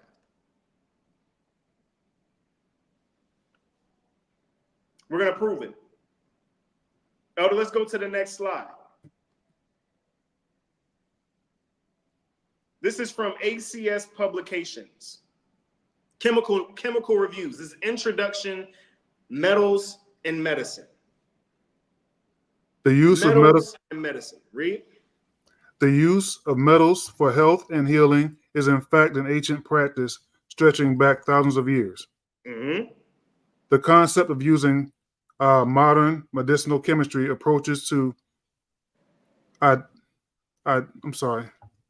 intentionally investigate the structure and properties of inorganic complexes for the medicinal function has matured immensely over the past 50 years. So essentially what they're showing here is that in pharmaceutical drugs, in medicine, in ancient practice as it pertains to health and healing, the introduction of metals is not new, right? And it is a natural part of healing in medicine as well. But how these metals are utilized, remember, brothers and sisters, it's not necessarily what they're doing, it's how they're doing it. See, our bodies contain metals naturally. There's iron in the blood, right? So if you have an iron deficiency, then you need to take things like molasses or whatever the case might be, sorghum syrup, to replenish. Things like that happen. See, the problem is is when you begin meddling with things that you aren't supposed to be using. And the fact of the matter is, brothers, is they aren't using these things to heal you. They're using them to prime you. So it is so the use of metals goes back thousands and thousands of years. See, they're saying this, but they're not saying who it goes back to. Are they, Elder? They go back thousands of years. Who was doing it then? Who was doing it thousands of years ago? Tell us. And they say the concept of modern medicine, modern medicinal chemistry approaches to intentionally investigate the structure and properties of inorganic brothers and sisters. Complexities for medicinal function has matured immensely over 50 years since the Rosenberg paper. What does it say next, Elder? Today, metals in medicine comprehensively describes medicinal or inorganic chemistry approaches to discover and develop pharmaceutical agents that involve metal-dependent processes. Metal-dependent. Why are they trying to pump people full of metal? Brothers and sisters, does anybody know why are they trying to pump our people full of metals? See, check this out, brothers and sisters. Watch this. See, what a word that keeps coming up here is chemistry. And we're going to see what chemistry is here in a second. Read. Such agents encompass metallo drugs in which a metal complex is itself the active agent. Mm-hmm. So well the metal itself is the active agent. So it's not. So a lot of times what they're trying to tell people is that they're using a different form of the metal, but when in truth it's actually one of the metals that are up front. It's an active agent, while some try to promote it as a base agent or as a dormant agent within certain inoculations or whatever the case might be. So these are being used as active agents. Read. As well as agents that themselves do not contain a metal, but that act. Slacky, one moment. Mm-hmm. Slacky. As well as agents that themselves do not contain a metal, but that act on native biomedical metals or metal-containing biomolecules, or that influence metal trafficking. I'm sorry. It's like I can't do this. Well, so give me a second. Mm-hmm. No problem. Go ahead. Do you have some water? Water? Yeah, finish it up for me real quick. No problem. It says here, or metal-containing molecules, or that influence metal trafficking pathways in ways that affect the cellular processes. Leveraging the power of all of these categories for therapeutic and diagnostic benefit requires thinking about properties of metal, complexation, or biological context. So not only is root cutting, which was taught by some Jaza used in the development and creation of pharmaceuticals, but so are metals that are taught by Azazel, the scapegoat. The foundation of modern medicine is metals, brothers and sisters. That is why the pharmaceutical industry was named after Azazel. Pharmacon, the scapegoat. Put a 1 in the chat if you're following us here. What this white paper is describing and it's discussing the use of metals and compounds in old science, called alchemy. I'm going to say that again. What this white paper is describing, what this white paper describes when discussing the uses of metals and compounds is an old chemical science called alchemy. So notice how they're beating around the bush in talking about this particular science. They keep saying they use words like let me see it here. They say things like ancient practice, stretching back thousands of years, inorganic chemistry, right? All of these white papers beating around the bush, trying not to use the word alchemy. But brothers and sisters, what you're going to find is that these same processes that we're seeing here in root cuttings, the same process that we're seeing here in the uses and transformation of metals, all go back to alchemy. I don't know if the elder is there to move to the next slide. You ready? Okay. So Merriam-Webster's medical definition of alchemy, their medical definition of alchemy.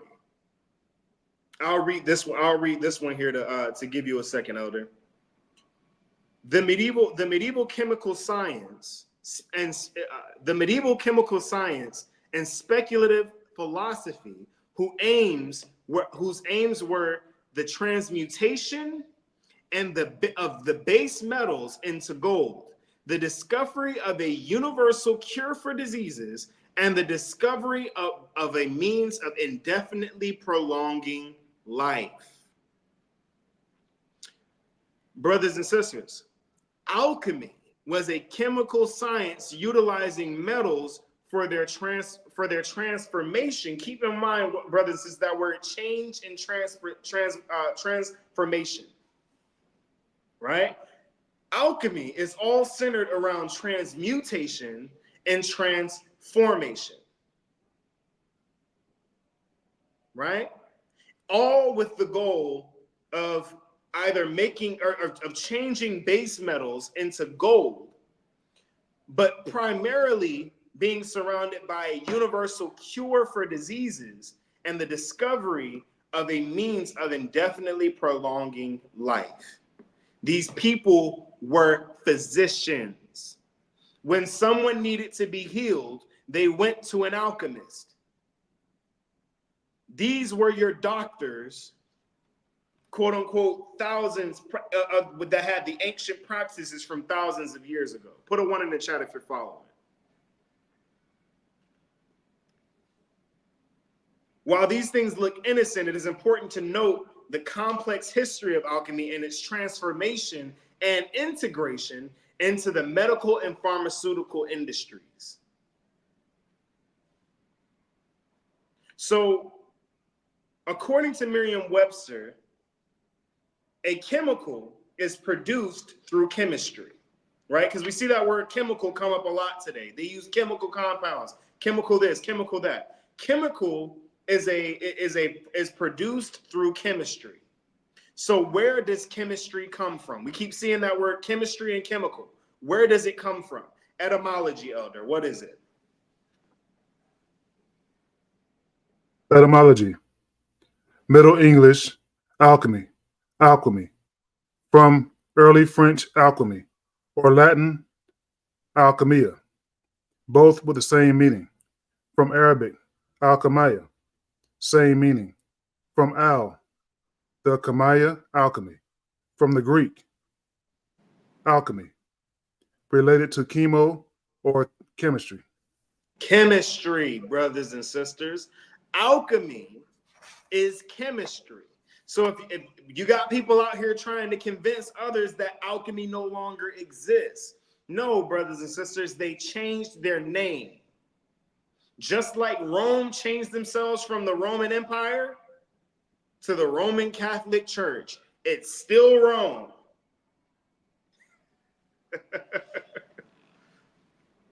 So chemistry is a pillar of medicine, of the medical industry, of modern medicine. And chemistry is alchemy.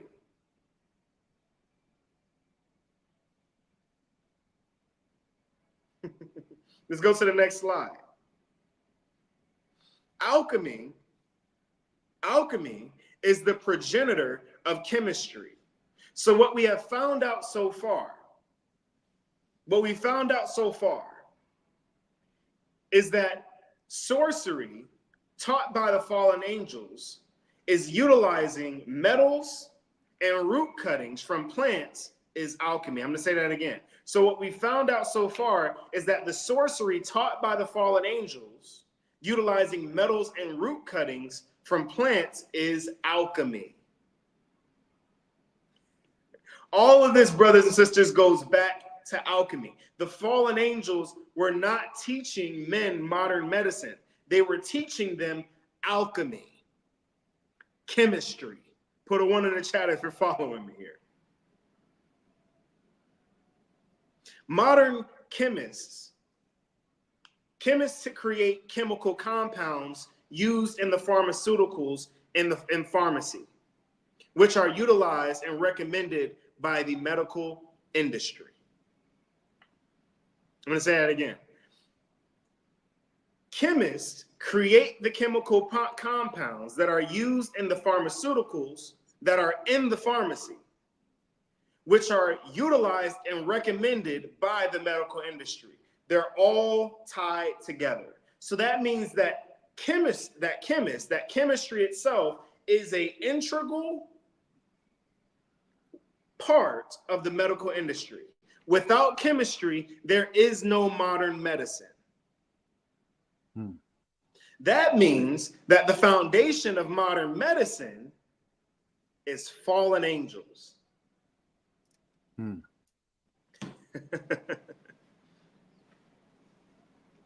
Look at that. In order to better understand the danger and the evil within this concept, we must understand the history of alchemy and its methods. Because a lot of people are probably looking at it now and they're saying, okay, so we know that the fallen angels taught alchemy, and we know that alchemy is now chemistry, which is the foundation of modern medicine. But what is so wrong with alchemy? Let's go to the National Library of Medicine on the next slide, Elder. National Library of Medicine, An Etymology of Pharmacy in the Western Languages by Mayasao Uchiyabayashi. Go ahead and read that, Elder.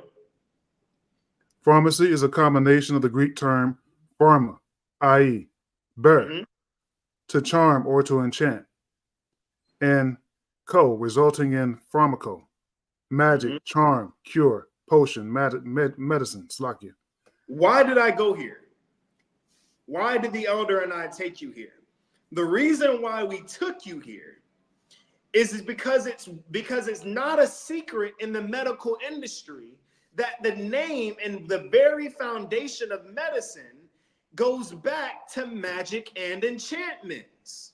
It's not a secret. So why is it that we have the world today trying to pit science against magic when science is magic?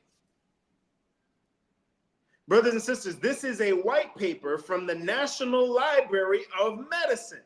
They know that the word pharmacy has its origins in charms, enchantments, magics, potions, etc. They know it. It's not a secret to them.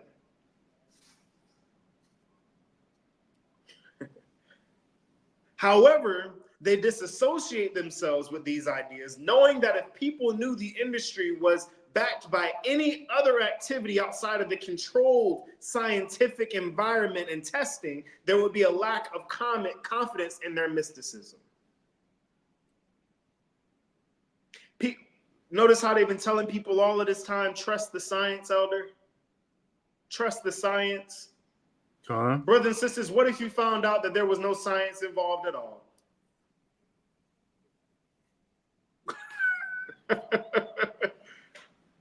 What if I told you that it was all just magic and witchcraft? In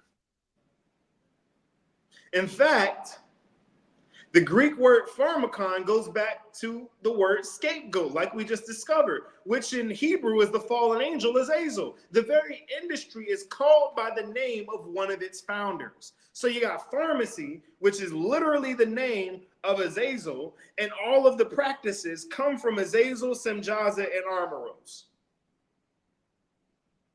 And they acknowledge it in the name that they use for the industry, the place that holds these potions. We showed you the side-by-side image of the alchemist and the chemist, and they're doing basically the exact same thing. One just in a dark cloak in a dark room, with some symbols all around, and the other one got on a lab coat. Mm-hmm. Yep.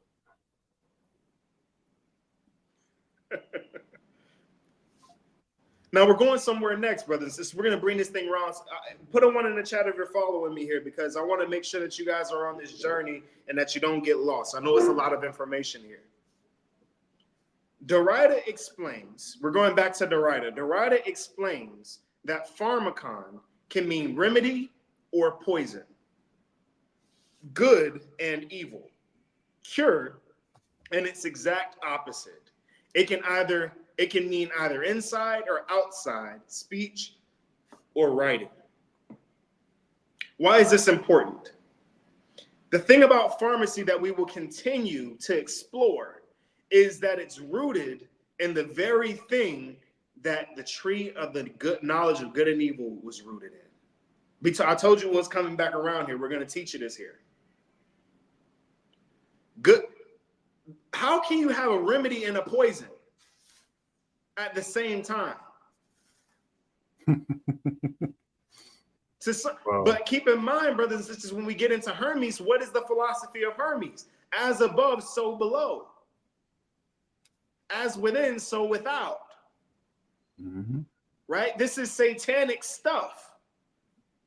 But watch this. It takes natural things that the Most High created, which were good, and it manipulates them into something wicked.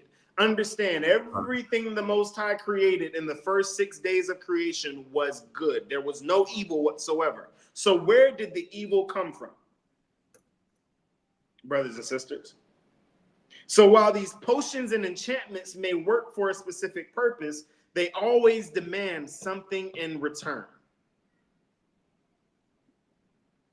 Let's go to the next slide, Elder, and get Baruch chapter 4, verse 8. Let's show you the tree of the knowledge of good and evil. We're going to show you something here. This is going to blow you guys' mind. Second Baruch chapter 4, verse 8. Watch this. Second Baruch chapter 4, starting at verse 8. Mm-hmm. And the angel said unto me, it is the vine which the angel Samuel planted. So Baruch the Lord God was angry. So Baruch asked the angel to see the tree of the knowledge of good and evil, the tree that led Adam astray. Right? Now, Elder, read that first verse one more time. The angel said to me. And the angel said to me, it is the vine which the angel Samuel planted, that the Lord God was angry. And he cursed him and his plant. While also on this account, he did not permit Adam to touch it. So we see here that, remember, brothers and sisters, Samael, Simjaza, same angel. So Simjaza was the angel that taught witchcraft and root cutting. Put a 1 in the chat if you remember that. Follow this here. So the same angel that taught root cutting, which means displacing a part of a plant from one plant and moving it to another to create a new plant. Right? So this is the same angel that taught witchcraft and sorcery utilizing plants. So this tree, the tree of the knowledge of good and evil, was not created by the Most High. It was created by Samael or Simjaza. Read, watch this. Slack you. And therefore, verse 9, the devil being envious deceived him through his vine. And Baruch said, since also the vine has been the cause of such great evil and is under judgment of the curse of God, and was the destruction of the first created, how is it now so useful? So Baruch is saying, why is it still here if it's cursed of God? Why am I able to see this tree? Why does it still exist? See, what you're going to find is that the Most High destroyed the tree of the knowledge of good and evil with the flood. You can read it here in Baruch. The Most High destroyed the tree of the knowledge of good and evil with the flood. But after coming off the ark, Noah became a husbandman. You can see this in the book of Genesis. and he began to replant all the trees and the vines of the earth. But then he came upon this vine. But then he came upon this vine. You need a break? Yeah, okay. Then he came upon this vine. And the problem with this vine is Noah was, to say the least, conflicted. He fasted and prayed for days to find out whether or not he should replant the tree of the knowledge of good and evil, knowing what it had done to Adam in the beginning. Right?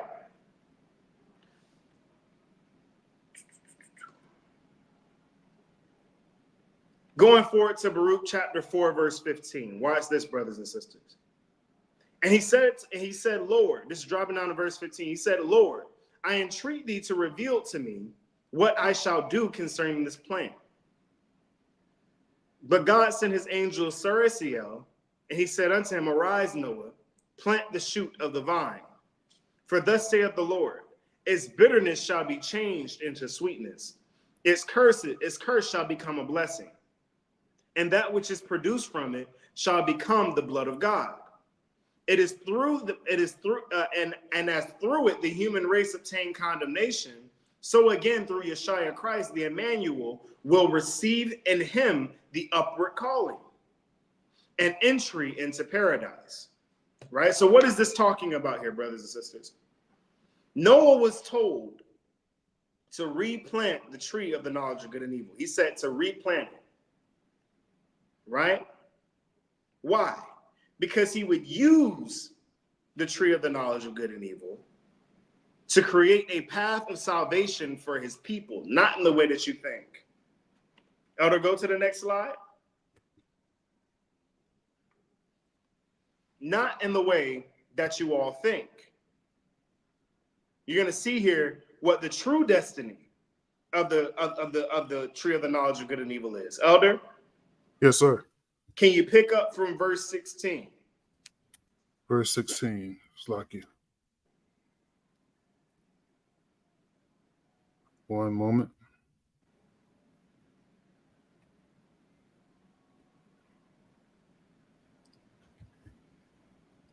Verse 16. Upward calling and the entry into paradise. Know therefore, O Baruch, that as Adam through this very tree obtained condemnation and was devised of the glory of God, divested of the glory of God, so also the men who now drink insatiably the wine which is begotten of it. Brothers and sisters, this right here, a lot of people are probably thinking, man, that don't make sense. Didn't he just say he was going to turn it from bitterness into sweetness?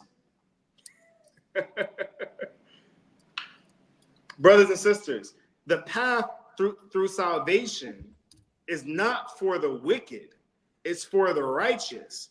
We must avoid the tree of the knowledge of good and evil, while others indulge. He says, Adam through this very tree obtained condemnation and was divested of the glory of God. Brothers and sisters, this tree, this vine that Samael planted, that Simjaza planted, this witchcraft, this potion, was a poison that was utilized to take Adam's immortality. It was used to take Adam's immortality. But watch what he says here. Elder, read that part again. It says he was divested of the glory of God. So also the men who now drink insatiably the wine which is begotten of it transgress worse than Adam. Did the angel just tell Baruch that people were still drinking the wine of the tree of the knowledge of good and evil? So people are still partaking of this tree? People are still utilizing this tree? For what? Watch this. Elder, go ahead. Salakia. Back up a little bit. Who now drink insatiably the wine which is begotten of it, transgress worse than Adam. They're And are worse far, than even Adam was. Read. and far from the glory of God, and are surrendering themselves to the eternal fire. For no good comes through it. So the difference between the difference between the tree of the knowledge of good and evil in Adam's time versus the tree of the knowledge of good and evil that was replanted by Noah is that the tree that was replanted by Noah, it is no longer the tree of the knowledge of good and evil. It is now just the tree of evil. There is no good left in this tree. So the people who partake of this tree will wax worse than even Adam did. Put a 1 in the chat if you're following this. People who eat and partake of this tree have surrendered themselves to eternal hellfire. There's no return. These people will die. They will be judged to hell. Every single one of them. But watch this. Elder, continue. For those who drink it to surfeit do these things. Neither does a brother pity his brother, nor father his son, nor children their parents. But from the drinking of the wine comes all evils, such as murders, adulteries, fornications, perjuries, thefts, and such alike. Brothers and sisters. And nothing good is established by it. Brothers and sisters, this tree, taking the fruit of this tree, opens you up to demons. It opens you up to be filled with demons. Elder, what's a gateway drug again? There's plenty of them. Marijuana is a big one. A gateway drug opens you up to things. Alcohol is another. It opens you up to something to take advantage, and it opens you up to spiritual activity.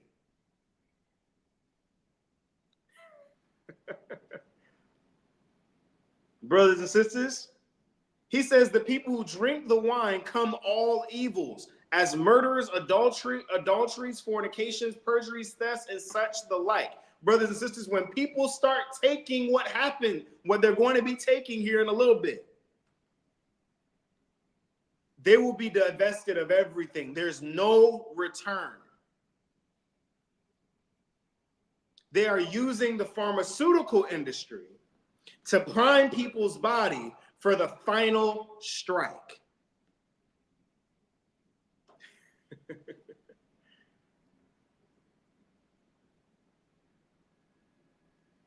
See, it was poison. See, a lot of people don't know this. The shoot that was planted by Samuel was a splice of multiple different trees, and the way it grew, it was made a poison that made Adam mortal. However, it also opened their eyes to wisdom. That's why it was called the knowledge of good and evil. So it was a trade-off. You get the wisdom, but you lose your immortality. Like Pharmacon, right? Good and evil. Next slide. We're going to prove that this is a splice of multiple different trees. Watch this, brothers and sisters. Enoch chapter 32, verse 4. Read. You're muted. Slakia. Enoch chapter 32, starting at verse 4.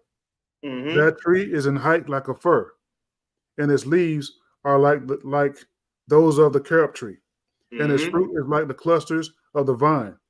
Very beautiful, and the fragrance of the tree penetrates afar. So this tree had the height of a fir tree, the leaves of a carob tree, and fruit like a fig or a grape. Anybody ever seen anything like that in nature before? Keep in mind, this is the same Simjaza that does root cuttings, vegetative propagation. He was taking pieces of one plant and putting them together with other plants to create a new plant. Yep, there it is. Put a one in the chat if you didn't know that. Read, Elder. Verse 5. Then I said, how beautiful is the tree, and how attractive is its look. Then Raphael, the holy angel, who was with me.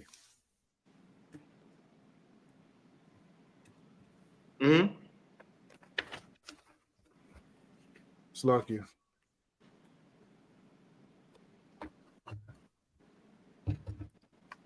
I'm trying to find. Look like I lost a page or something.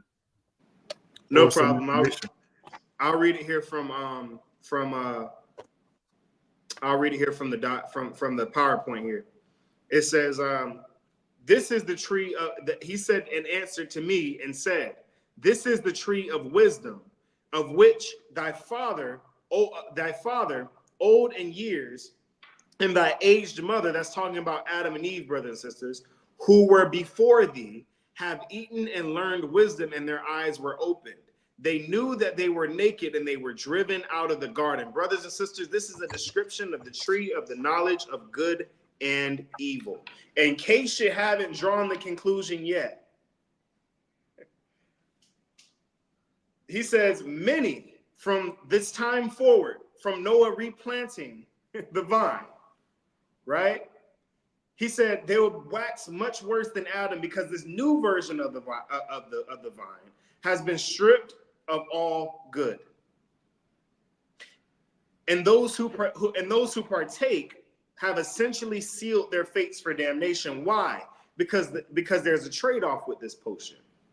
By taking it, it may heal your body and ailments, but you're giving up your body to demons that will turn it over to sin, as is what happened with Adam and the generations that followed.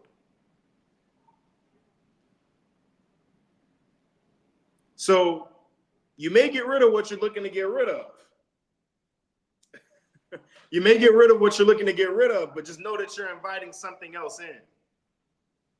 See, the tree of the knowledge of good and evil was the very first use of alchemy or chemistry or potions, modern medicine in the earth. This was the very, very first live example of alchemy in the earth. Chemistry, modern medicine, right here. Put a one in the chat if you're following. How many of you guys knew that? The first example of alchemy in history is the tree of the knowledge of good and evil.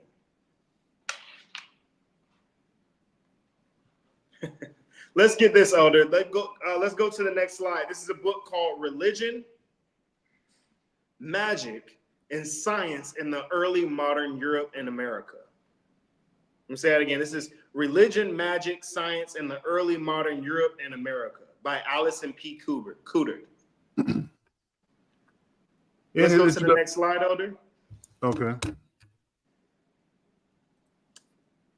Go ahead and read that. This is an excerpt out of the book. In his introduction to the history of science, which was still required reading when I went to college in the 1960s, George Sarton made this claim abundantly clear when he declared at the very beginning of this 3-volume work that the study of magic played no part in the history of science. So, George Sarton in the 1960s, George Sarton wrote an expose, would you say, on the history. He wrote a document on the introduction to the history of science, right? Remember that word science that we were talking about?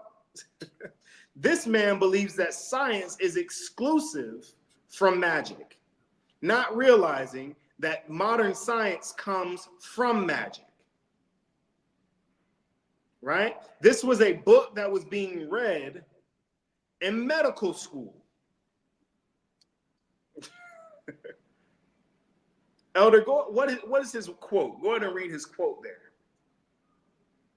The historian of science cannot devote much attention to the study of superstition and magic, that is, of unreason, because this does not help him very much to understand human progress. Magic is essentially unproductive and conservative. Science is essentially progressive. The former does not. The former goes backward. The latter moves forward. So, what this man is arguing is that magic has no place in science. The two are exclusive from one another. What does Allison Coudert say? Read, Elder. One moment.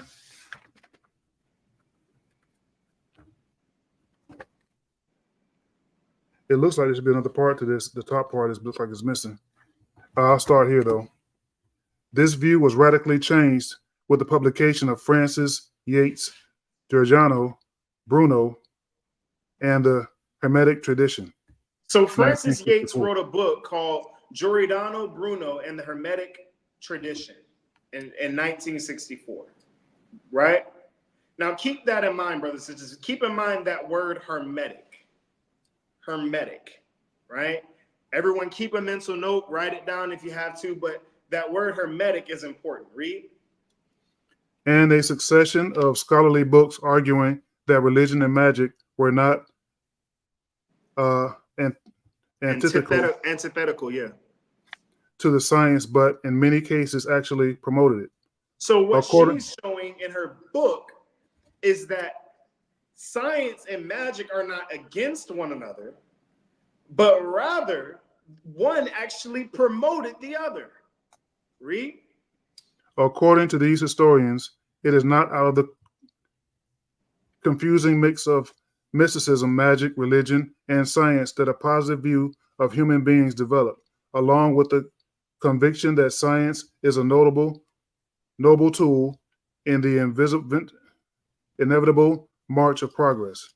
So while many of those who operate in modern medicine today think similarly to George Sarton in their belief that modern science should be exclusive from magic and superstition without giving it much through the author, without giving it much thought.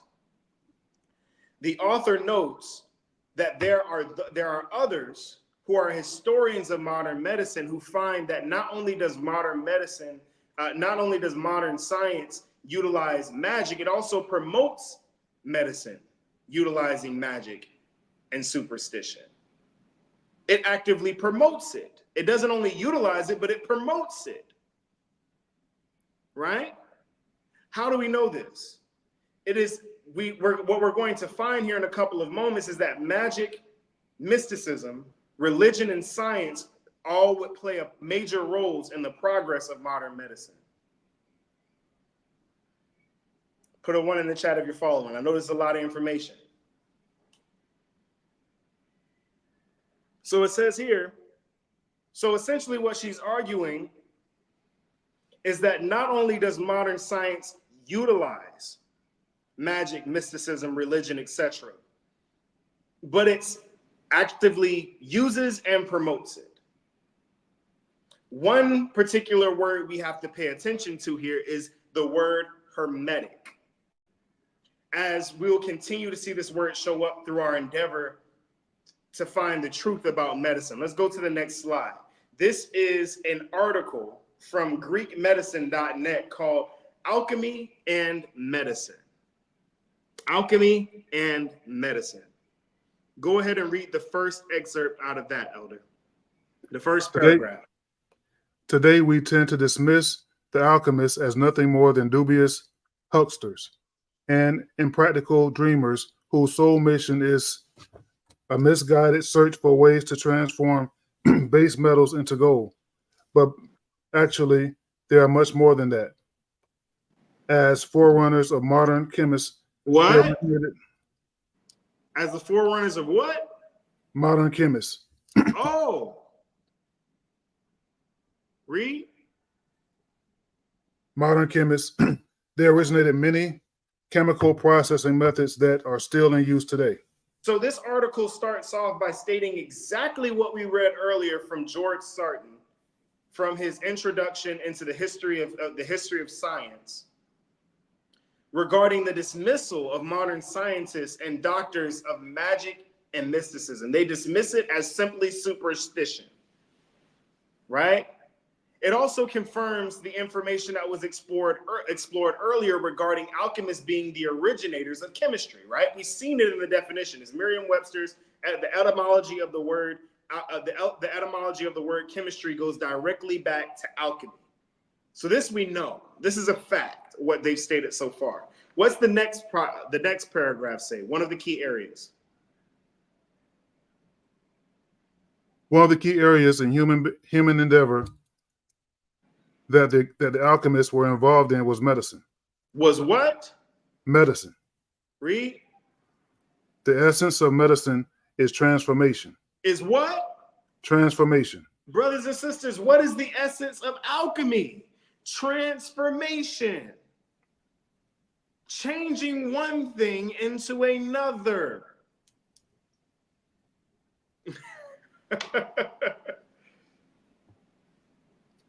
Read. And the alchemists transform deadly poisons or otherwise insert organic substances into valuable medicines capable of bringing about beneficial healing transformations in the organism. Brothers and sisters, notice what they said there.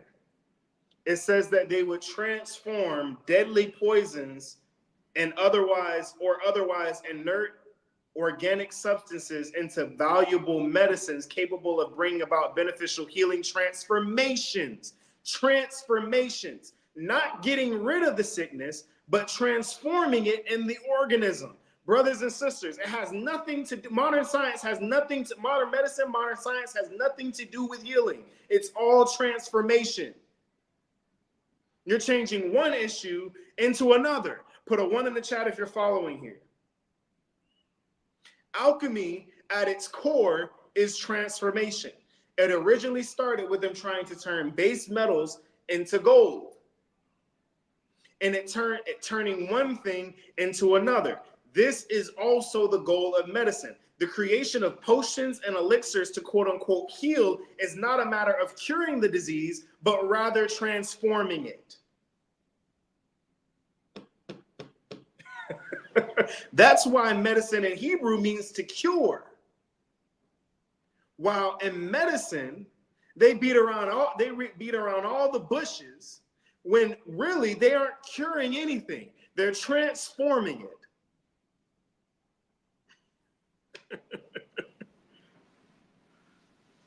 Put a 1 in the chat if you're following here. Adam, upon eating the poisoned fruit, was not killed immediately, but he was transformed from an immortal man into a mortal one. Adam didn't die, he was transformed.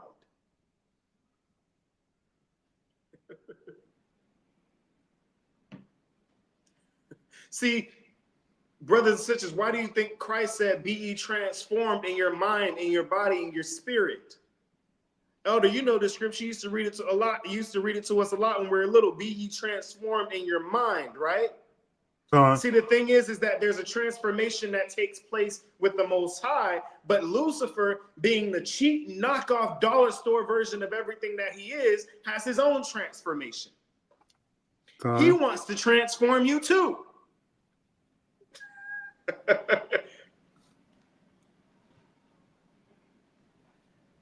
The exact same methods that were used to transform Adam from an immortal man into a mortal man is the exact same methods being used in the creation of pharmaceuticals and inoculations.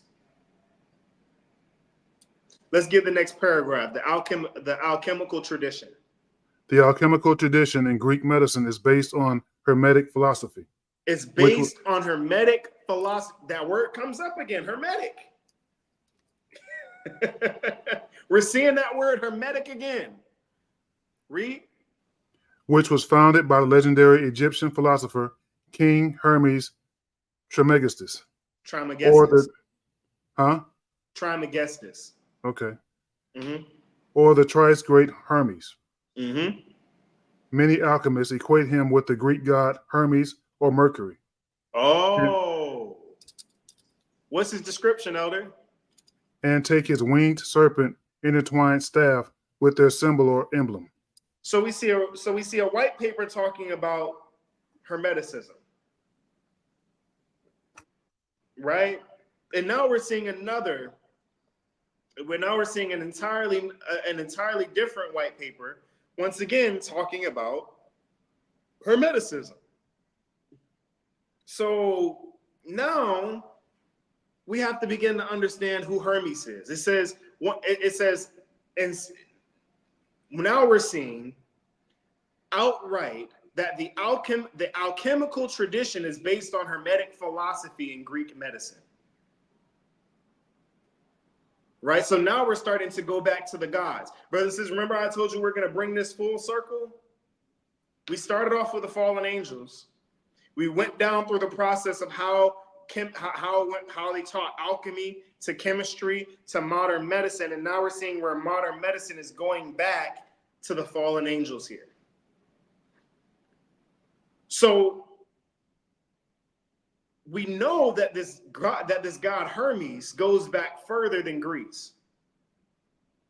And in ancient Egypt, he was called by the name Thoth. Thoth. This particular god would teach man enchantments and magics. This would mean, brothers and sisters, that Semjaza is going by the name of Thoth in ancient Egypt and would later take on the Olympian name of Hermes in Greece, then would take up the name of Mercury in Rome.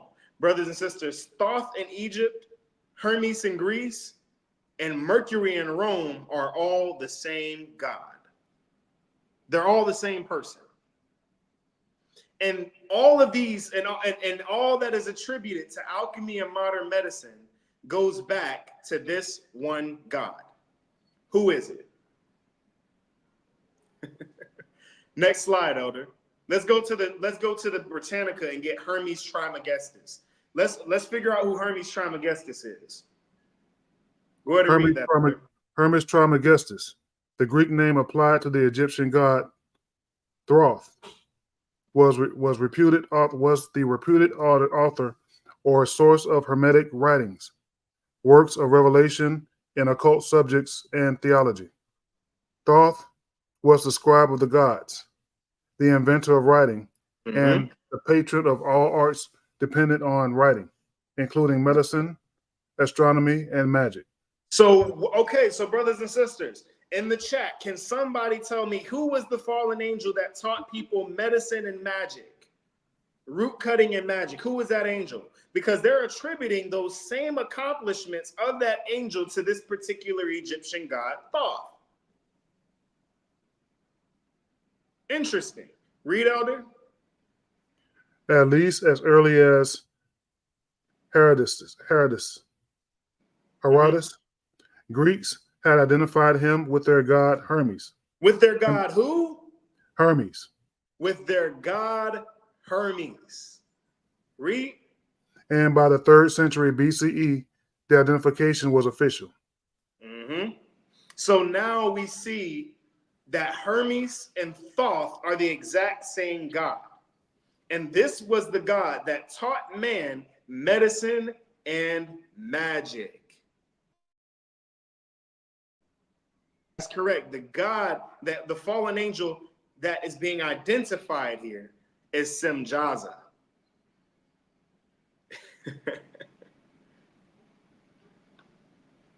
While Thoth was not the inventor of medicine, astronomy, or magic, he didn't actually invent these things, but he taught them to man. To see how this is brought full circle, we must also examine the children of Hermes and Thoth. Elder, let's go to the next slide here. Look at this. Take a really, really, really good look at these images. In the middle, we have Thoth. To your right, you have Hermes. He has the winged feet, like we saw in Alchemy and Medicine, the article Alchemy and Medicine. That's Hermes, and you see that staff that he's holding. We're going to get into that in a moment too. And you see Mercury holding the same staff. This is Thoth, Mercury, and Hermes. These are all the same god, brothers and sisters. Watch this. This is going to be brought full circle here on the next slide when we talk about the children of Hermes, Thoth, and Mercury. Elder, let's go to the next slide. Britannica, hermaphroditus. Hermaphroditus. Hermaphroditus is a mixture of the name Hermes and Aphrodite, the wife of Hermes. So hermaphroditus. Elder, who is hermaphroditus? I was muted again. Slakia. Hermaphroditus. In Greek mythology, a being partly male, partly female. The idea of such being originated in the East. In the Greek area, it was appeared in Cyrus, and although it was a favorite subject in later Greek art, it was of no importance as a Greek cult. So, brothers and sisters, why is the son/daughter of Hermes so important in the story of alchemy? Because as we studied earlier, alchemy is the transformation of one thing to the other. This is now more prevalent than ever in our society, showing that alchemy and witchcraft is just as hard at work today as it has been for a millennia. Brothers and sisters, transgenderism. Put a 1 in the chat if you're following us here.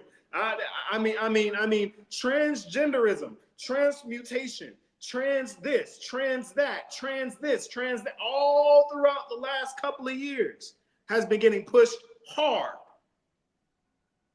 And it came from the God who taught transformation.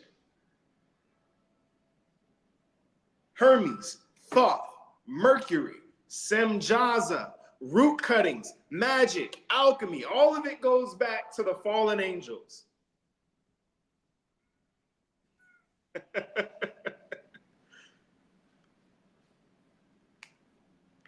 Transformation.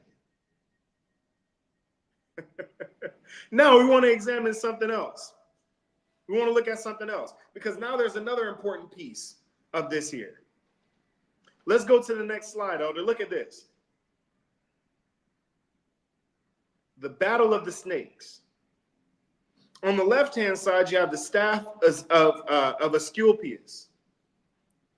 Asclepius,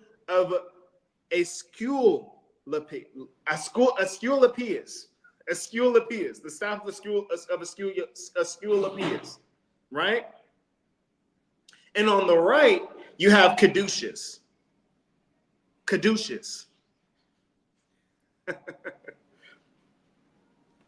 What needs special attention is the staff of Hermes, and Mercury. This staff had 2 wings and 2 snakes intertwined around it. This is called the caduceus. This peculiar staff is associated with every form of medical treatment whatsoever. So all these people in medicine that are talking about some, oh yeah, we don't believe in the mysticism.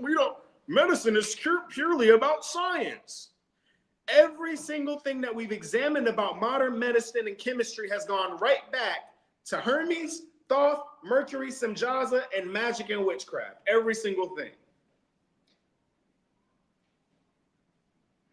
Tell me where I'm wrong, but since y'all been watching the entire time, what have you seen from modern medicine and chemistry that doesn't go back to the fallen angels or some form of magic and mysticism?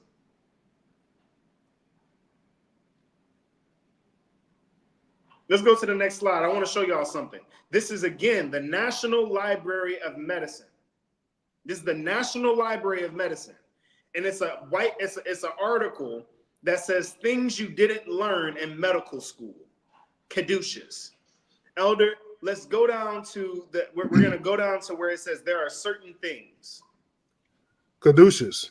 There are certain things that will not be taught in medical schools, and it's usually learned out of our own interests. So it says in medical school, you don't learn about caduceus. They don't teach you that. You have to go and study that for yourself. Read. The caduceus is one of them. Being in medical profession for so many years, I've never thought that Salakia, that symbol that we wear on our coats, print on our prescription pads, and textbooks stand for. Mm-hmm. So let us get reminded of some of the long forgotten facts in medicine. Mm-hmm. The worthiness of the medical symbol has been debated for a long time. If you observe closely, there are two symbols that are used to represent medicine. As seen in figure 1 is the caduceus, and the other one is the rod of the Alchemy. Asclepius. Asclepius. Asclepius. Mm-hmm. Caduceus is a symbol with a short staff intertwined with two serpents. Two serpents. Sometimes surmounted by wings with a rod of Asclepius is the one with the single snake. So these two symbols that we showed you, Elder, go back a slide.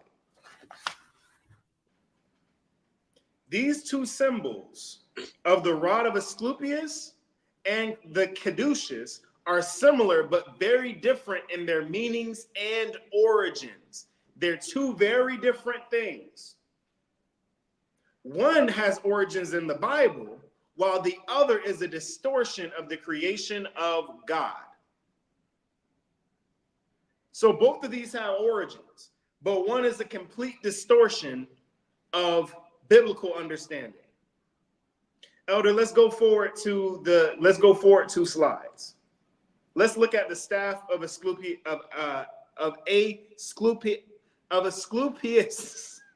That word gonna mess me up all day. I know. We're gonna call this the wilderness staff, okay? That's what we're gonna go with. I got you. Let's go to Numbers chapter 21, verse 7. Numbers chapter 21, starting at verse 7. Therefore the people came to Moses and said, we have sinned, for we have spoken against the Lord and against thee. Once again, brothers and sisters, we see the same example. Men sinning, people sinning, and things coming upon them. So the rod of Asclepius is in the book of Numbers, where we see the sinful children of Israel are being judged in the wilderness for their sin with venomous serpents. Right? So they're going to Moses whining about it. What does the Most High tell Moses to do? Read. Pray to the Lord that he may take away the serpents from us. And Moses prayed for the people. And the Lord said unto Moses, make thee a fiery serpent, and set it upon a pole. And it shall come to pass that every one that is bitten, when he look upon it, shall live. And Moses made the serpent of brass and put it upon a pole. And it came to pass that if a serpent had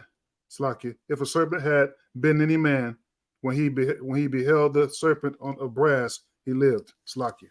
So the origin of this rod, Moses was commanded to make a pole and create a serpent made of brass and set it on the pole for the people to look upon as a remedy of the snake's venom. That's the origin of this staff. However, do we still use things like this? That's the question. This, however, years down the line would be corrupted and King Hezekiah would destroy it. Let's go to the next slide. Book of 2 Kings, chapter 18, verse 4.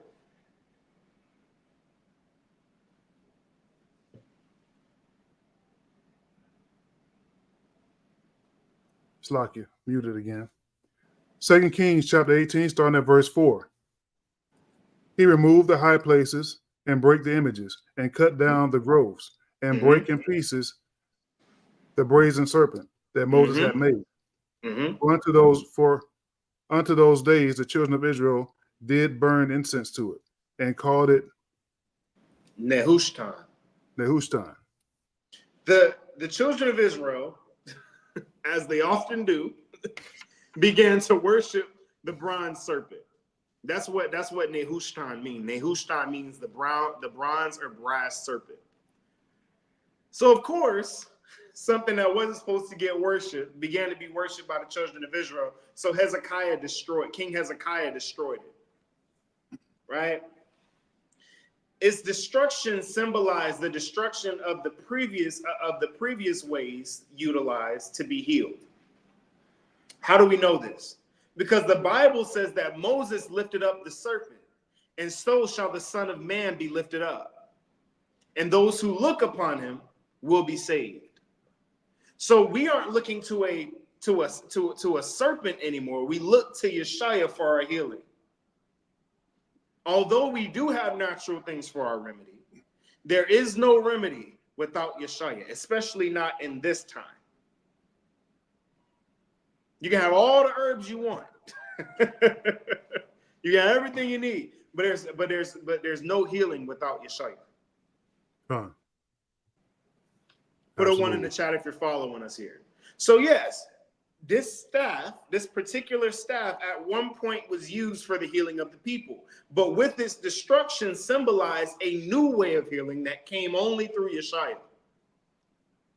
Let's go to the next slide. Why? Look at this, brothers and sisters. From the medical industry, you have optometry, veterinary, dentistry, the symbol of life, chiropractic.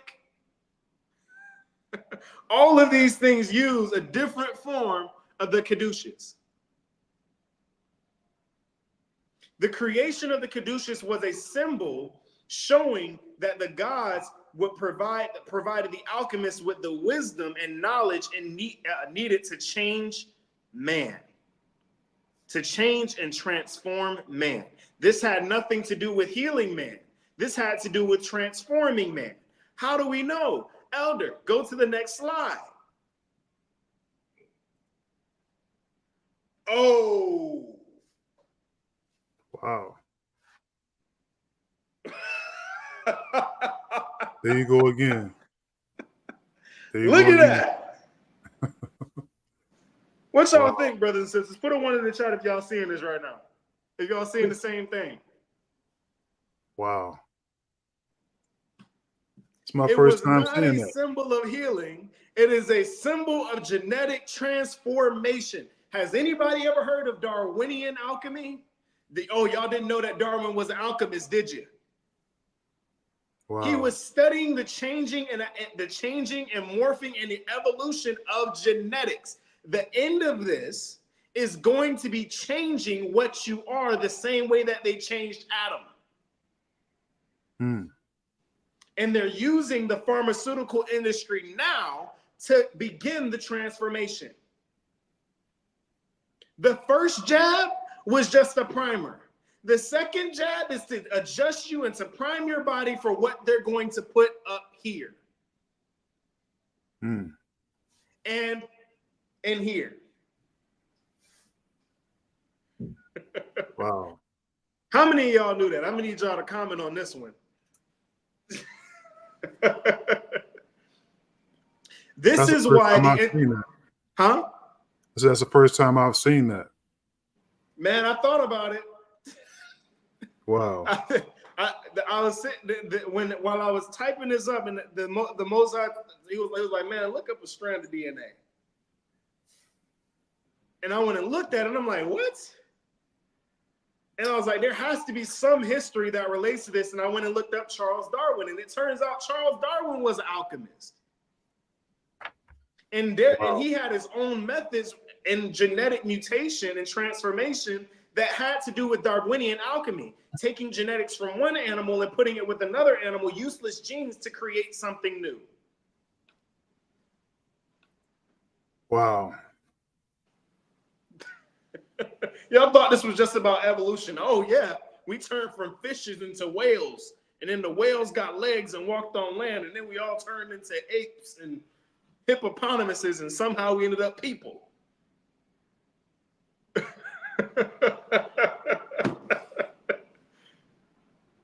Y'all think this thing is a joke.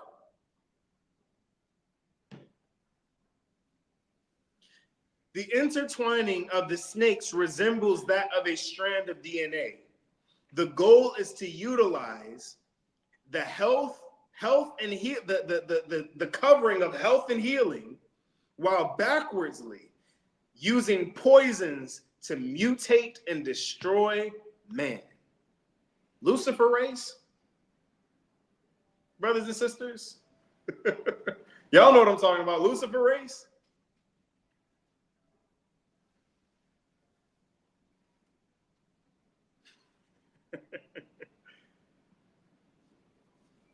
Look at that.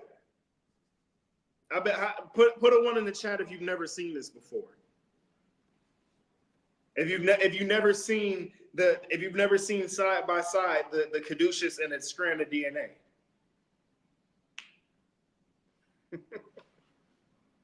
This has always been the end goal from the beginning all the way up till now. It's always been the play. The final play has always been to transform, not to heal, to transform, turn one illness into another. Notice how it's like when you take your car to the shop and you show up and all you got is a flat tire, and next thing you know, you need an alignment and an oil change, and it's like, dang, I came in here feeling good, I was healthy, left with a broke neck. Wow. Because that's not what it's about. It's about transformation. Getting you hooked on drugs. Getting you used to pumping your children full of metal. And we're going to go into that in the next part because we can't go into that over here. We can't say certain things over here or else YouTube gets angry. But in the next part, we're going to go into it. Trust me. Let's dig more into alchemy and its methods. Let's go to the next slide. This is a book called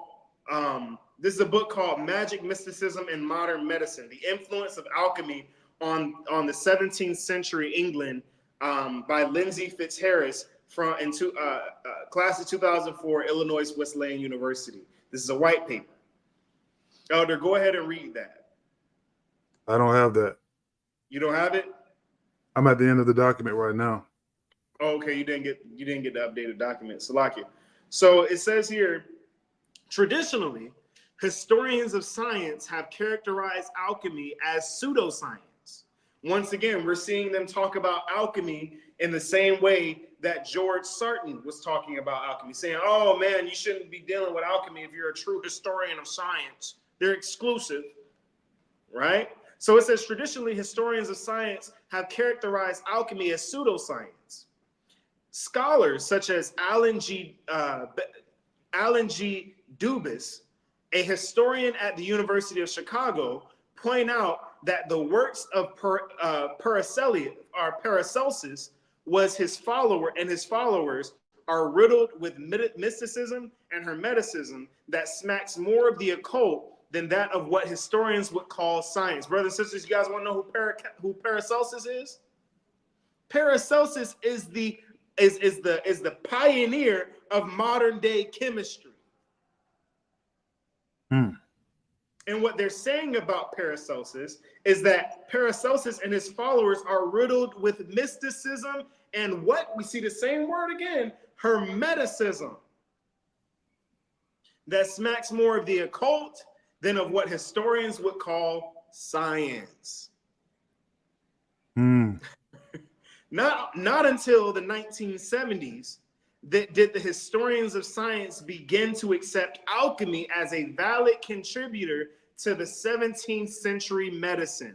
They were trying to separate themselves from this quote unquote pseudoscience. How do we know? Watch this. Francis Yates, same person that we saw in the previous article. It says Francis Yates was the first historian to explore the medical world of alchemists in her book, The Rosicrucian Enlightenment, in 1979. In it, she refuted the idea that alchemy was wholly mystical. Showing instead of during instead of during the 16th and 17th centuries, numerous alchemists developed highly advanced scientific theories, and many of which greatly affected the European medical community. At one point in her book, Yates even comes close to insisting that the entire scientific revolution developed from Renaissance mysticism and magic. So what Frances Yates understood was that Paracelsus was as deeply rooted in magic and mysticism as your previous occult, your alchemists, right? This is the scientific revolution. It was all mysticism. There was no gray areas. There was no confusion as to what it was. So now that we know the origins of alchemy and its place in modern medicines and chemistry,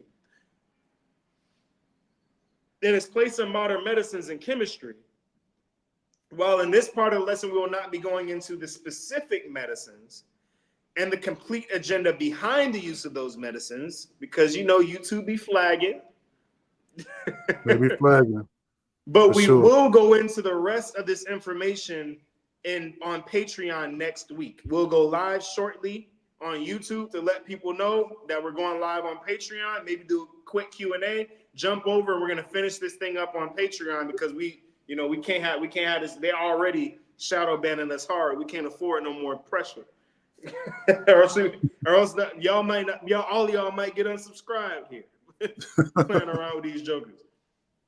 Yeah. The final thing that we will touch on today before next week, go to the next slide, Elder, is the metals.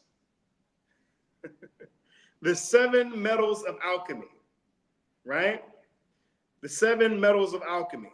The 7 metals of alchemy, this is an article. It says the 7 metals of alchemy were tin, iron, gold, copper, mercury, or also called quicksilver, and silver, and each was twinned with a planetary symbol. So each one of these metals have a planetary symbol, right?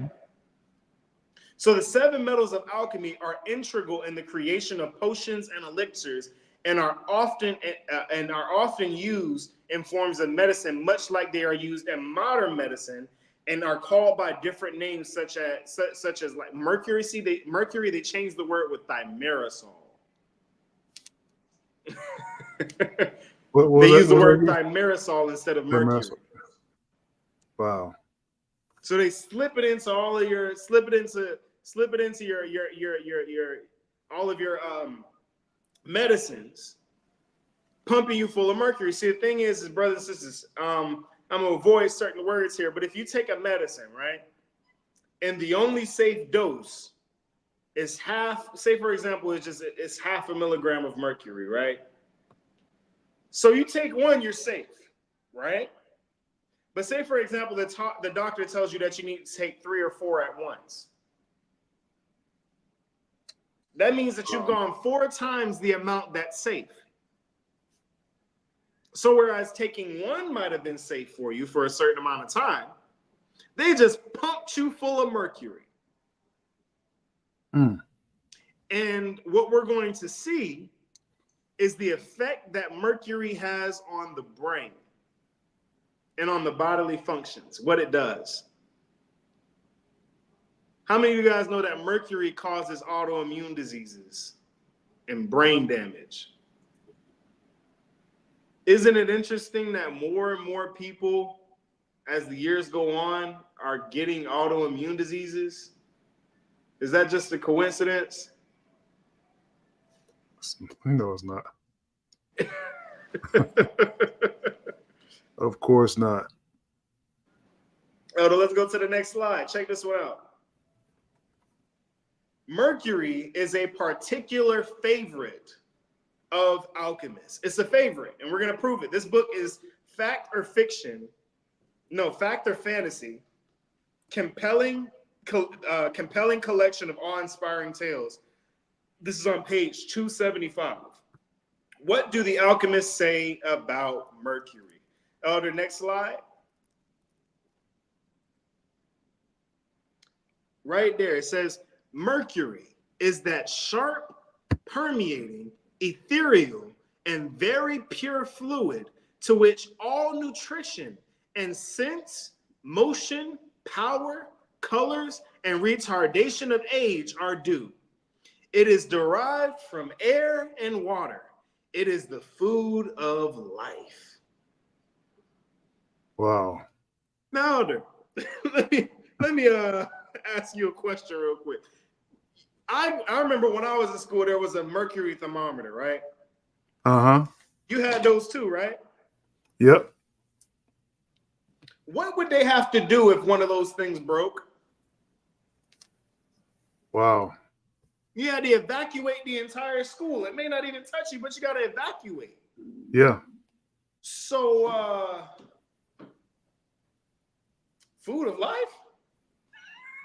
That's bad stuff, man. That's some bad stuff. And you also see sulfur and salt on here. Mercury, sulfur, and salt are the three most common ingredient in every single one of alchemy's potions and elixirs. And you want to know what's quite interesting about modern medicine, Elder? Go ahead. They use a whole lot of salt, a whole lot of sulfur, and a whole lot of thimerosal and mercury. Yes, sir. Check this out right here. Mm-hmm. Comment. Mercury is in gray tooth fillings, which cause acne and dementia. Absolutely. It is a fact. It's well known. I have when we get on Patreon, we're going to go into it a little bit more regarding the side effects of the metals and the side effects that they have, right? Look, check this out. It's this is from the National Library of Medicine. It's an article, a white paper called Metals and Neurodegeneration. Brain degeneration. It says metals play important roles in the human body, maintaining cell structure and regulating gene expression, neurotransmission, and antioxidant response, to name a few. However, excessive metal accumulation in the nervous system may be toxic, inducing oxidative stress, disrupting the mitochondrial function, and impairing the activity of numerous enzymes. Damage caused by metal accumulation may result in permanent injuries and severe neurological disorders. Epidemiological and clinical studies have shown that a strong correlation between aberrant metal exposure and sclerosis. It says metal exposure, a number of neurological diseases, brain diseases, including Alzheimer's disease, amyotrophic lateral sclerosis, autism spectrum disorders, Guillain-Barré disease, Gulf War syndrome, Huntington's disease, multiple sclerosis, Parkinson's disease, Wilson's disease. Here we briefly survey the literature relating to the role of metals and neurodegeneration. Brothers and sisters, this is where it comes from. So you wonder how you can have a perfectly healthy child, and a couple of weeks later, something's wrong with them. It says here, it clearly says, it says autism spectrum disorders. So these things, and a lot of these things lay dormant until you're older. So you pumped your body full of metals when you were born, and then you're taking these metals and prescription pharmaceutical drugs throughout your entire life. And then when you get, by the time you turn 50, 60 years old, your brain's jacked up. Wow. And then they keep, and then in order to solve them jacking up your brain, they give you more metals. Yeah, just take about six or 12 of these different prescription drugs. You be like, man, why are you giving me all these drugs for one thing? And they'll be like, well, it's for the side effects of the drug. Yep. How many of y'all heard that? How many of y'all knew? I heard it. How many of y'all knew that you can take one drug for what you actually, your actual problem, and they can prescribe you 3 to 4 other drugs that are just for the side effects of the drug that you're taking to fix the issue.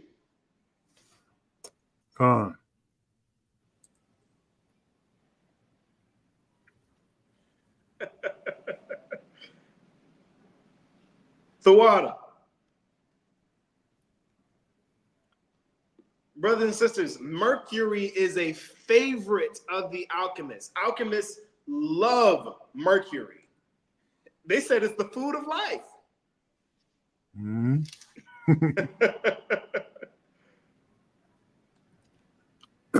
Elder. Yes, sir. Let's go to the next slide. Mercury, or Thoth, or Hermes, or Semjaza, or Azazel, they're not the only god who taught the world alchemy, but it is the name. Mercury is not the only god who taught the world alchemy, but it is the name of the most beloved and utilized metals in alchemy and modern medicine.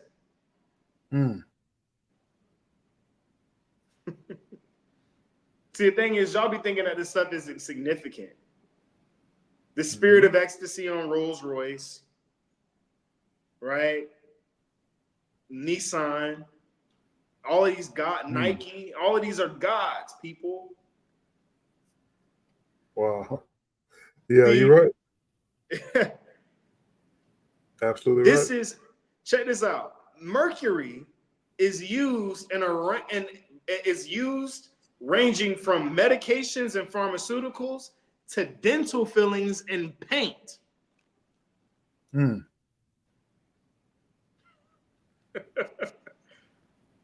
Wow. Dental fillings and paint. Where does the danger lie, brothers and sisters? How are these compounds and medicines being used to transform people, like you see on the screen here? What does this have to do with human DNA and genetics? What does Darwin have to do with alchemy, Darwinian alchemy? How does everyday medicines and inoculations preparing people's body for the final play, the mark of the beast? Find out next week on Patreon. One more scripture before we go out. You can take take a good look at this, brothers and sisters. we can go ahead and take this PowerPoint down, Elder. Revelation chapter 18, verse 8. Therefore shall her plagues come in one day, death, mourning, famine, and she shall utterly burn. She shall be utterly burned with fire. For strong is the Lord God who judged her. Brothers and sisters, a plague is being sent. And everything that they've been doing throughout this entire process has been in preparation for these last 2 to 2.5 years. You're going to see people quite literally transform.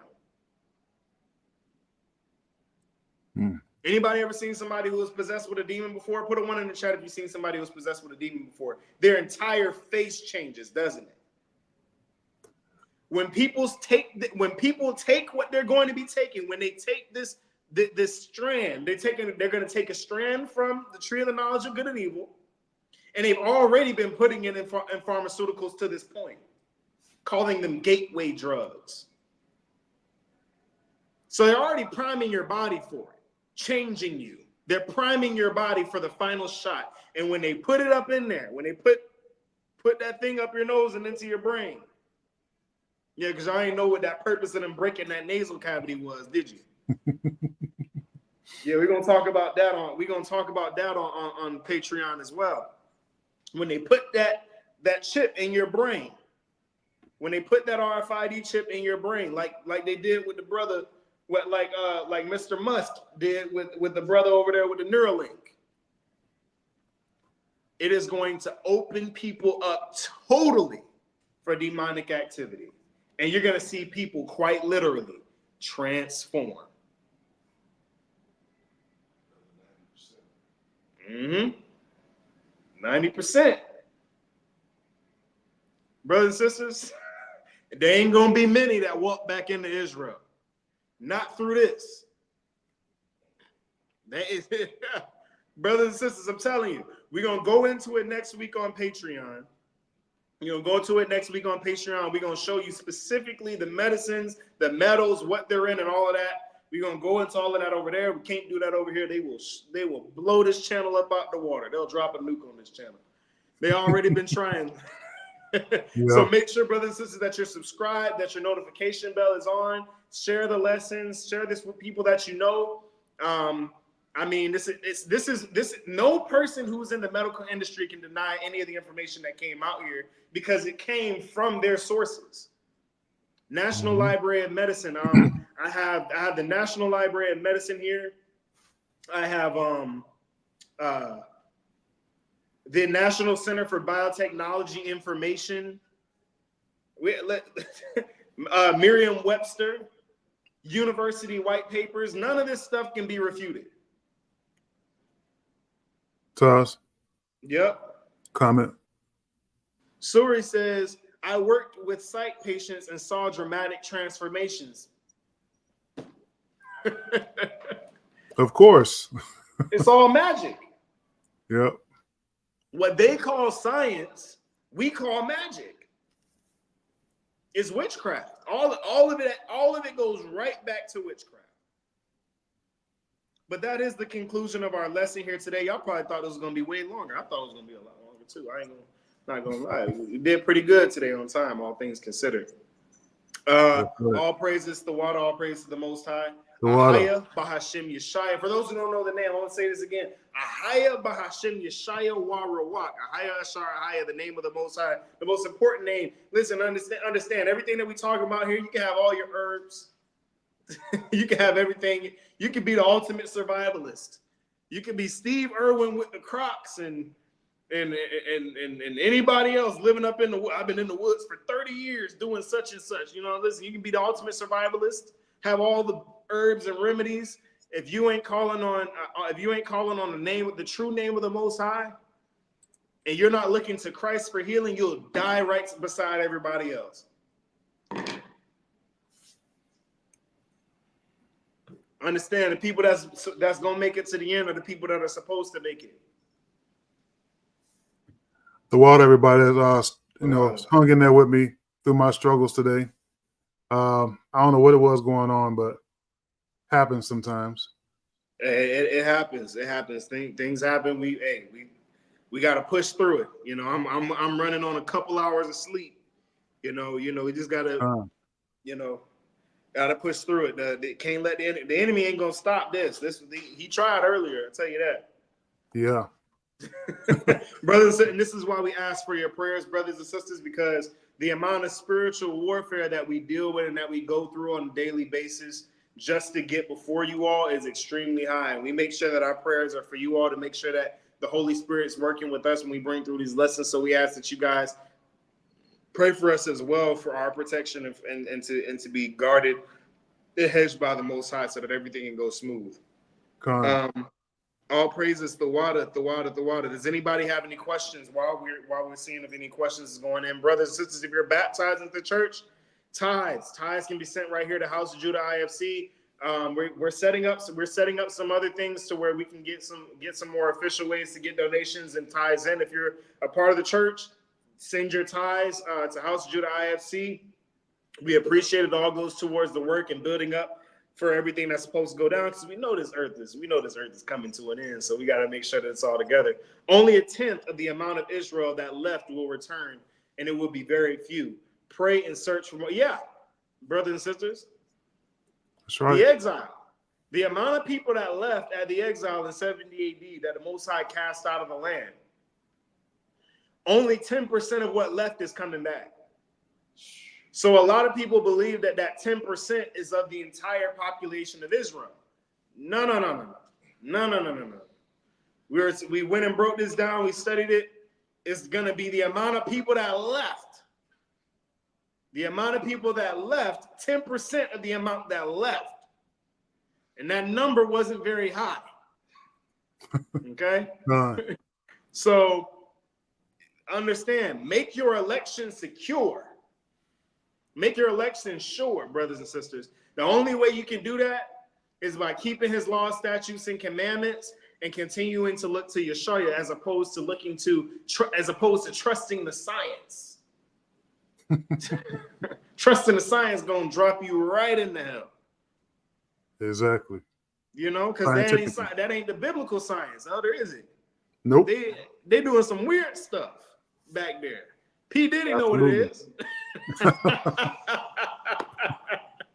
Hey, we went over and I was talking to Rakasa Carr earlier, and I was saying, man, you know, we talked about it in the lesson in the fall of America when we were saying that that all the celebrities, all the musicians would be gone from the earth, right? And it's crazy how now all of a sudden, the closer we get to the end of America, people are getting exposed, right? Dan Snyder with Nickelodeon. Elder, do you have that image that I sent you, that image that I texted you, the Nickelodeon image? One moment. In WhatsApp. Check this out. We're going to see if we can pull this up here, brothers and sisters, so that y'all can see this. But I'm telling you, the closer we get to the end of this thing, they're starting to unravel and destroy people, taking people down. You know they're trying to get you when they got documentaries coming out about, you know, the Yarmulke brothers out there. This one right here. Mm-hmm. Yep. That's it. Brothers and sisters, look at that. It says 124 Conch Street. Google Earth will show you a little St. James Island, Epstein Island. It's on SpongeBob's driver's license. It's on SpongeBob's driver's license. Look at this. So SpongeBob's driver's license, the address on there is 124 Conch Street, which will take you to St. James Island, also known as Epstein Island. Nickelodeon comes out to, in Latin, I don't care about God. And look at the Nickelodeon logo in Epstein Island. Isn't that the same shape? Tell me if I'm wrong. So, and then everybody's surprised when they find out that these young people are being abused in these environments with these freakish adults. And the crazy part is that a lot of these parents turned their children over to have it happen to them. That's what the scripture was talking about. It wasn't just talking about killing people. It wasn't just talking about murdering and sacrificing babies. It was about turning them over to be used by Satan. And the parents who did try, for example, the brother Drake Bell, he came out with a documentary the other day.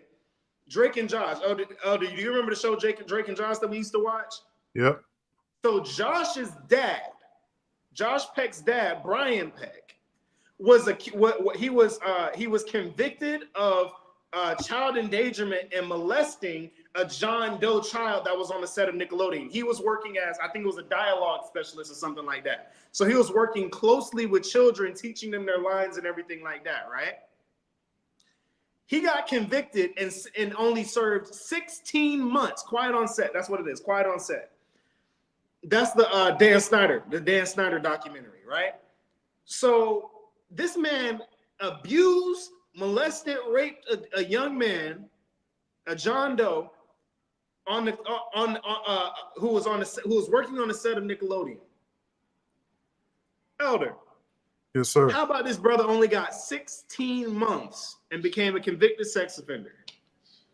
Wow. And then after he got out, he went and worked for Disney on the set of Sweet Life of Zack and Cody with 2 other young boys.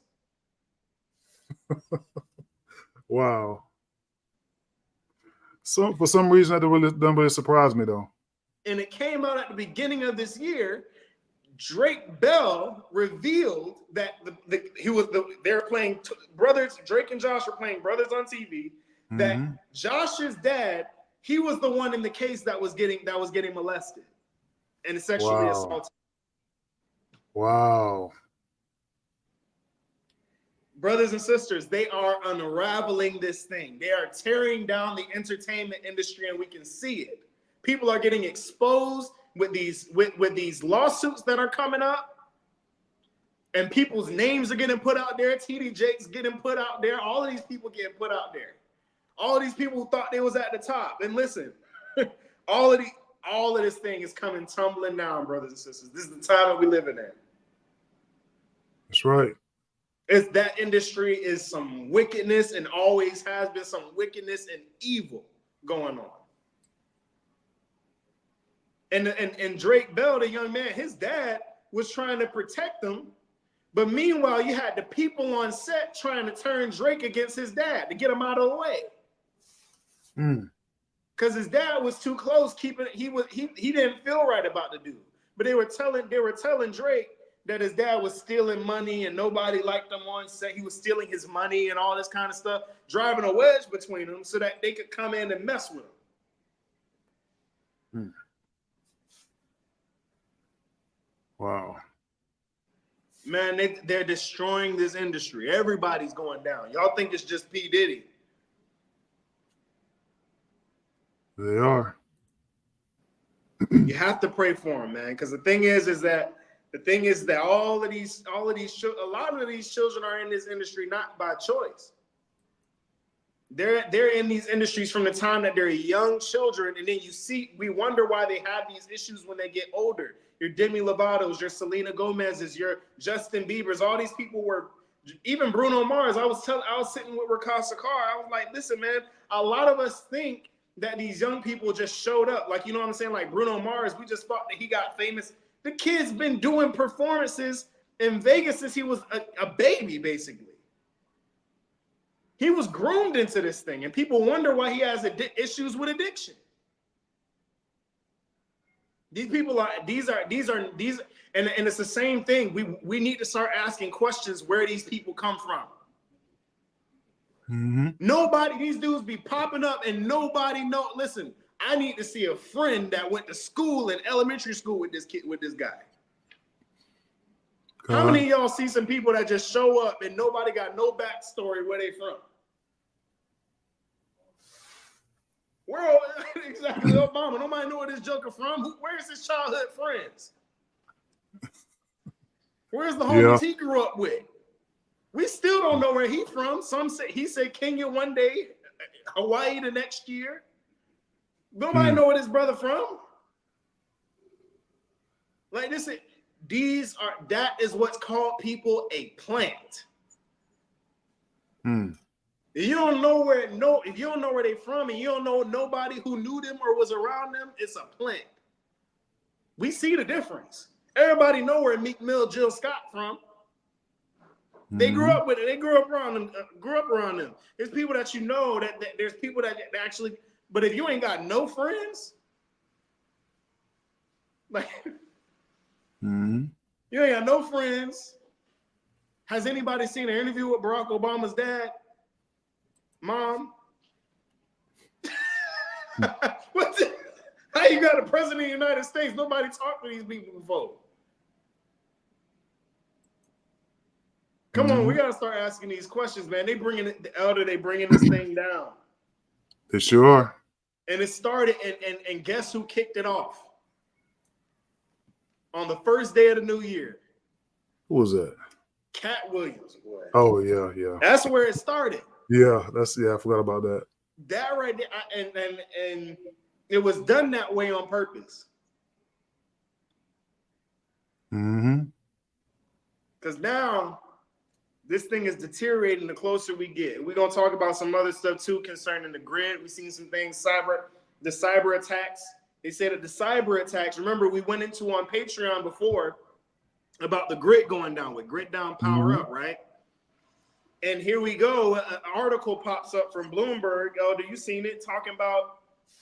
And we keep in mind, we talked about this weeks ago on Patreon.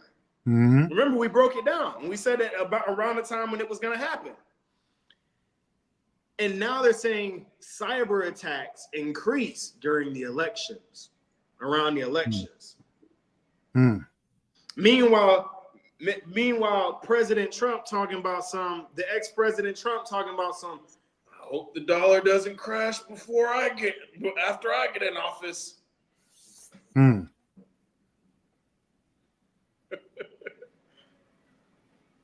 Get with a body, brothers and sisters. If you'd like to be baptized into this church, reach out to the elder through the website, housejudahfellowship.org, or send an email to houseofjudah.elders@aol.com with baptism - your name. Get associated with the church. Brothers and sisters, contribute to the work. Listen, we do this work. Elder, this is not a 24-hour job. What? Are you kidding me? 24 hours. Yeah. And we also have jobs. So we do this work 24/7 to make sure that this thing gets done, brothers and sisters. Everything that we do is coming out of pockets. Okay. So brothers and sisters, if you've been blessed by this ministry in any way, form, or fashion, please contribute to the work up above with donations. If you're a part of the church, send your tithes here. And we appreciate everything that you all do. Get on Patreon. The second half of this lesson will only be continued on Patreon, so make sure you get on Patreon and go and check that out. Definitely do that before the end of the month because the start of next month, the Patreon goes up to $5 a month. So right now, yeah. $2.99. Today is the 30th. So yeah, after the 30th, it's going up to $5. So if you want to be locked in for a lifetime at $2.99, go in and subscribe now. And you'll be able to see exclusive content because we're putting together some documentaries for our travels overseas. When we start going to the brothers and sisters, when we're traveling this year, we're gonna be going to Antigua first. So we're putting together 12 tribe documentaries, brothers and sisters. If you want to get access to those are going to be on Patreon as well. So if you want to see those going to be on Patreon. The vlogs from our travels, everything that we're doing, the vlogs, seeing what we're doing and how we're doing it and everything like that. You have to be on Patreon for that as well. So it's going to be a lot of exclusive content going on there. Okay. Elder, do you have anything else before we log off? No, sir. Well done. Well done.